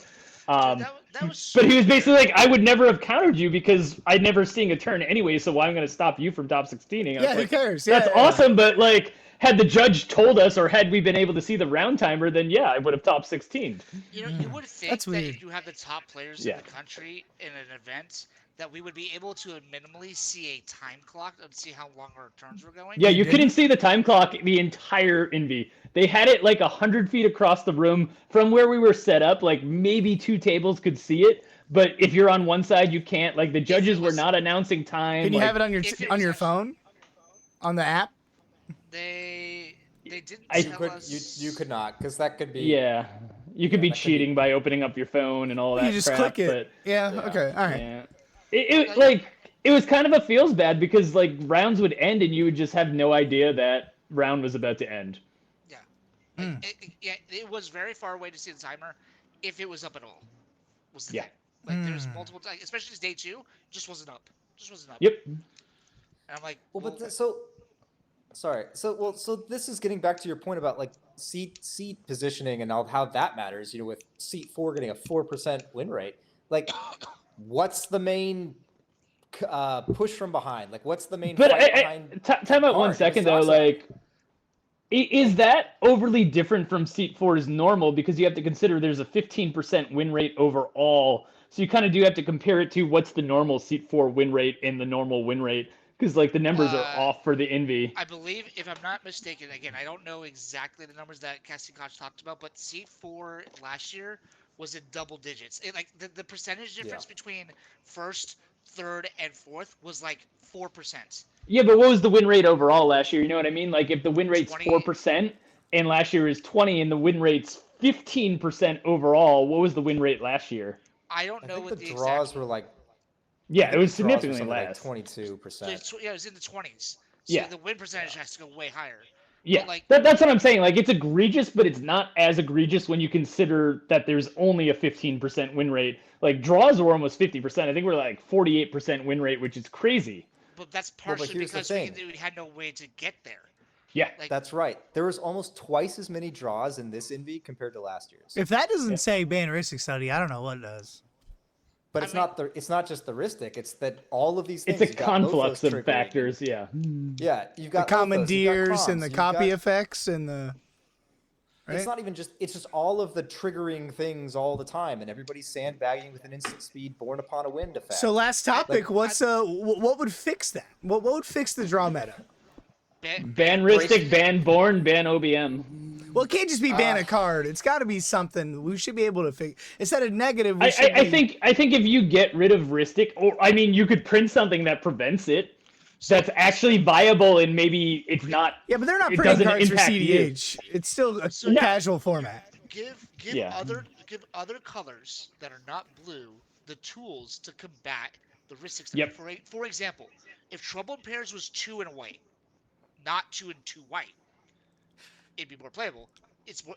But then Blue Farm would also play it, But so I, you know. yeah, I don't know if Right. adding Right. more bullshit like that to this would help, would it? I feel we need to take away instead of add, right? well, But but you this have to- and this is why I was. What about saying banning earlier, Tymna? Which is, Wouldn't that? Sorry, good. but that's Kellen exactly doesn't. what I Kellen was doesn't saying like that earlier, idea. is that- I'm just saying the best commander in 5 years by far has been Tymna. Oh, it's longer than that. No, it's longer than that. Well, I'm Tymna just has reigned saying- Supremes. I'm not talking about Tymna has reigned Thespius. supreme since 2016. Just saying. We've been in a Kellen's Tymna like, meta fuck- since 2016. Shut up, Jacob. Shut up, Jacob. I know, but it's, I'm just saying. This idea that it's like, oh, Tymna's ruled for 5 years. No, there was Okay, a but- very brief period where Rogsai was on top for like 6 5 months to a seconds. year. Yeah. Yeah. And now we're back to Tim. Like that's what people don't understand is that there'll be a new player that comes in and they're like, oh well, Rogsai, the big threat got taken down. Back to mid-range meta. It's like this has been 99.9% of CEDH's existence. So, And it's been miserable. It's So like- Van Ristic, Tymna, and Orcish. Now we got a new fucking format. Well, let's think of it this way, right? If you ban Tymna, which okay, I would honestly at this point, if you ban Tymna, but you take away the friends forever aspect, and every partner is just a partner, like the guy that comes in and brings clues, the one that that clue farms her, Mhm. I would run that, 100% run that. Hmm. In fact, I would prefer it. I'd prefer that dude over Tymna. In a lot. I'd still play Dahada. Yeah. Like, Yeah. if you just take out Tymna as a partner and you make everyone that has partner mechanic in any way, shape, or form, that's a partner now. I don't know if they could do. Can they do that? I don't think they're gonna change a I whole. mean, they could, but that'd be super confusing though. Yeah. Like, I personally don't feel like messing with commanders, but I do think that there's something with OBM and Ristic, and I mean maybe Jacob's right, like ban OBM, bring Dockside back. But I think like there's too many clone and flash fucking bullshit for Dockside to come back. So honestly, Yeah. I think to me it's born OBM and Ristic, and that would probably open up some meta diversity Also, and change a dude, lot you of banned things. Tymna, now For- Thracios and Kennen are up here, and it's like, oh, Thracios deck. Ugh. Perfect world, and this, I'm not saying that this will happen. I'm just saying that imagine a perfect world. You'd have to make a more fair version of Dockside so that it can't be broken with these, cheap clones, or rather, It should if only those cheap target off your clones- own artifacts or something, you know? Okay. something like maybe it's limited. Like Yeah, you you're can't make fine 5 with that, treasures. Kellen. I wonder why. Or a 4-mana Dockside. 4 mana wouldn't be bad. Yeah, that's So Tahada. expensive to, so something like a 3-mana Dockside that limits the treasure count. Something that makes it more fair. Because number one, we need a catch-up mechanic. You need a way to punish if you're in seat 4, that you can punish the people going ahead. So I agree. You really do need a card that does these things, that breaks up these choked up board states and stuff like that. So a fair version of Dockside, ban OBM so that stacks can come back, ban Rhystic Study so that we can clean up a lot of these stack battles and clean up a lot of the mid-range glut. And then maybe start considering like watching things like Gaia's Cradle or these other cards that are just egregious mana enablers that Ban Gaia's Cradle, got it. Be built around. Yes. And then I mean, finally, you as could far as- literally print a Dockside that had like a new mechanic called like, I'll just call it invisibility for some bullshit that basically says like creatures cannot enter the battlefield as this creature, and you can give it fucking shroud so it can't be targeted by like Chain of Vapors and Or shit. give it a limit, yeah, right? right. Yeah. You make Right. treasures Like up that, to then 7 you or then you 8. can't like Yeah. clone your own Dockside. You can't bounce your own Dockside. You can have a Yes. limit on the Because that's why treasures. it's busted. Beautiful. Yeah, the Dockside Yes, loops. I agree. I Yeah, agree with that. yeah. It's So, the yeah, engine they- making which is what turned it broken. And the last Yeah. thing regarding partners, you either get rid of all the partners or you just spot remove like the single most egregious about- ones. And the reason why, the justification really for banning partners is that you start off with 9 cards in your starting hand as opposed to 8. So you got 7 cards in your starting hand plus your commander. Commander is kind of like a fake 8th card. If you play partner, you're showing up with 9 cards in your starting hand. I'm fine with that. Okay. And it's I just all feel like partners the- across the board. Just take I them think all the out. 2-color partners, right? It's just Tymna, Thracios, the Kroms, the Silases that are only be played I mean, for the colors. to me, if you wanted to impact Blue Farm without impacting the overall meta, I mean, your first test should just ban Crom and see what happens. Well, risk. You know. Yeah, but but Ludovic is. Well, no, just from a pure partner perspective, ignore Rhystic. Like, if you want to impact the deck a little bit, it's kind of like when people were talking about Rogsai. Like, you didn't really want to ban Rog because it's broken, but like, there's a lot of decks that are built around it. But if you ban Silas, that deck instantly got like non-existent. Like, you know what I mean? Like, Yeah, you instantly change something. that's not the best deck, though. I wouldn't Yeah, ban Silas. well, before ban it Tymna. was for a minute. Yeah. Like, if you ban Crom, they have to run a pretty shitty partner that no longer gives them advantageous backup plan. Yeah, but post-ban, Crom's not as relevant. Sometimes. I mean, I Is it? were you in the game, Jacob? So Zach, who won the Invitational, we were doing some practice games. If you ever went to the Envy, he fucking mulled the 3, hit a LED, a pedal, and a land, and cast Crom, and he won on like turn 4. All right. Well, and that's another thing too. All right. That's I'll why. concede. So this is another point, which is that the reason why My Crom big is trap. selected is because Crom's a bad Rhystic Study, and that's just Yeah. a quote from the guy who built Blue Farm. Like, the reason why you played it is because you could slam a turn 1 Crom, and in the Finnish Turbo Storm meta, everybody's going to be double spelling on turn 1 or 2, so you'll draw 4 cards by the time it circles back to you. Like, Yeah. that's why it was a good payout stapled to a Storm Breath Dragon. Yeah. I feel However, like, the other is it partners kind of shit. So you take like a little bit away and see what happens. From a non-commander perspective, maybe you ban Rhystic too, and you see what the deck's results look like after 6 months, and you say, did we, impact this deck from being S tier? Like, I'm happy with Blue Farm being the best in the format. I just don't think it should be the best in the format. It should be like the best in the format. You know what I mean? Like, Right. It's a little bit too far ahead of the other decks. Like, you can have a number 1, but it doesn't need to be a number 1 that's 25% above every other deck. yeah. It's kind of funny that you say this. Like, if this was a real world and we actually like banned Rhystic, I would actually pivot to a Grixis deck that I've been playing for a while that I really enjoy. Marchesa? Yeah. Yeah. Oh, hell yeah. That's like Oh, sick. I thought you were saying Tevis Sick. Crom. God No. damn I it. play real decks. Hey, I'm cooking. I'm cooking. And I love Temish Crom, but like kind of what I you're saying cooked my with, like, 30-person tournament. the 9 cards in the hand instead of the 8. Now imagine one of those cards is bad Rhystic Study. Well, Rhystic Study is still really good, and a bad Rhystic Study is also still pretty good. So like, if one of those cards, if you could start every game with anytime someone casts 2 spells, you draw a card. I think everyone would have that card in their hand if Yeah. they could start with it as like an 8th card. You know what's better than Tevesh Kram? Tevesh Rog? everything. Because you've never seen the power of casting Obliterate with Tevesh in play. Bro. So, I played okay, Temtrog. The Trogs. That's The Trogs. Bring back the so- Trogs. when I first met Brazzy, that's the deck I played on. Like that's what he was playing. That was Yeah. the shit. And I'm like, this is the worst, and I hate everything about I this. hate you, But like, Yeah. also, I respect it. Like, thank you, John. I respect. hate you. All right, I guys. just remember I was playing that deck and somebody cast a Dranith and I looked at my hand and I'm like, I can cast Possibility Storm, so I did it. Nobody had a counter in the table. The other guy at the table looked at me and he's like, why the fuck would you do that? And I was like, because I'm about to have the most fun game I've had in a long time. Get fucked. I feel like we can talk shit all night. I'm gonna go ahead and wrap it up. Do you guys have any last words for anybody wanting to build Mardu or anything like that? Before I let you guys go. If you want to have fun, play Mardu. If you don't want to have fun, Yeah. go play Blue Farm. It's fine. If you actually want a deck that's proactive and tries to win versus hiding behind Rhystic Study, play Mardu. Yeah. You know, I tutor wins, you tutor a draw engine. Yeah. And again, like if you want diversity and the ability to like change your deck Win. and play Yep. win, dude, Kedis Tymna is gonna be a thing. Yes. Zahada's gonna be a thing. Kedis Tymna. This thing, Target's- Yeah, dude.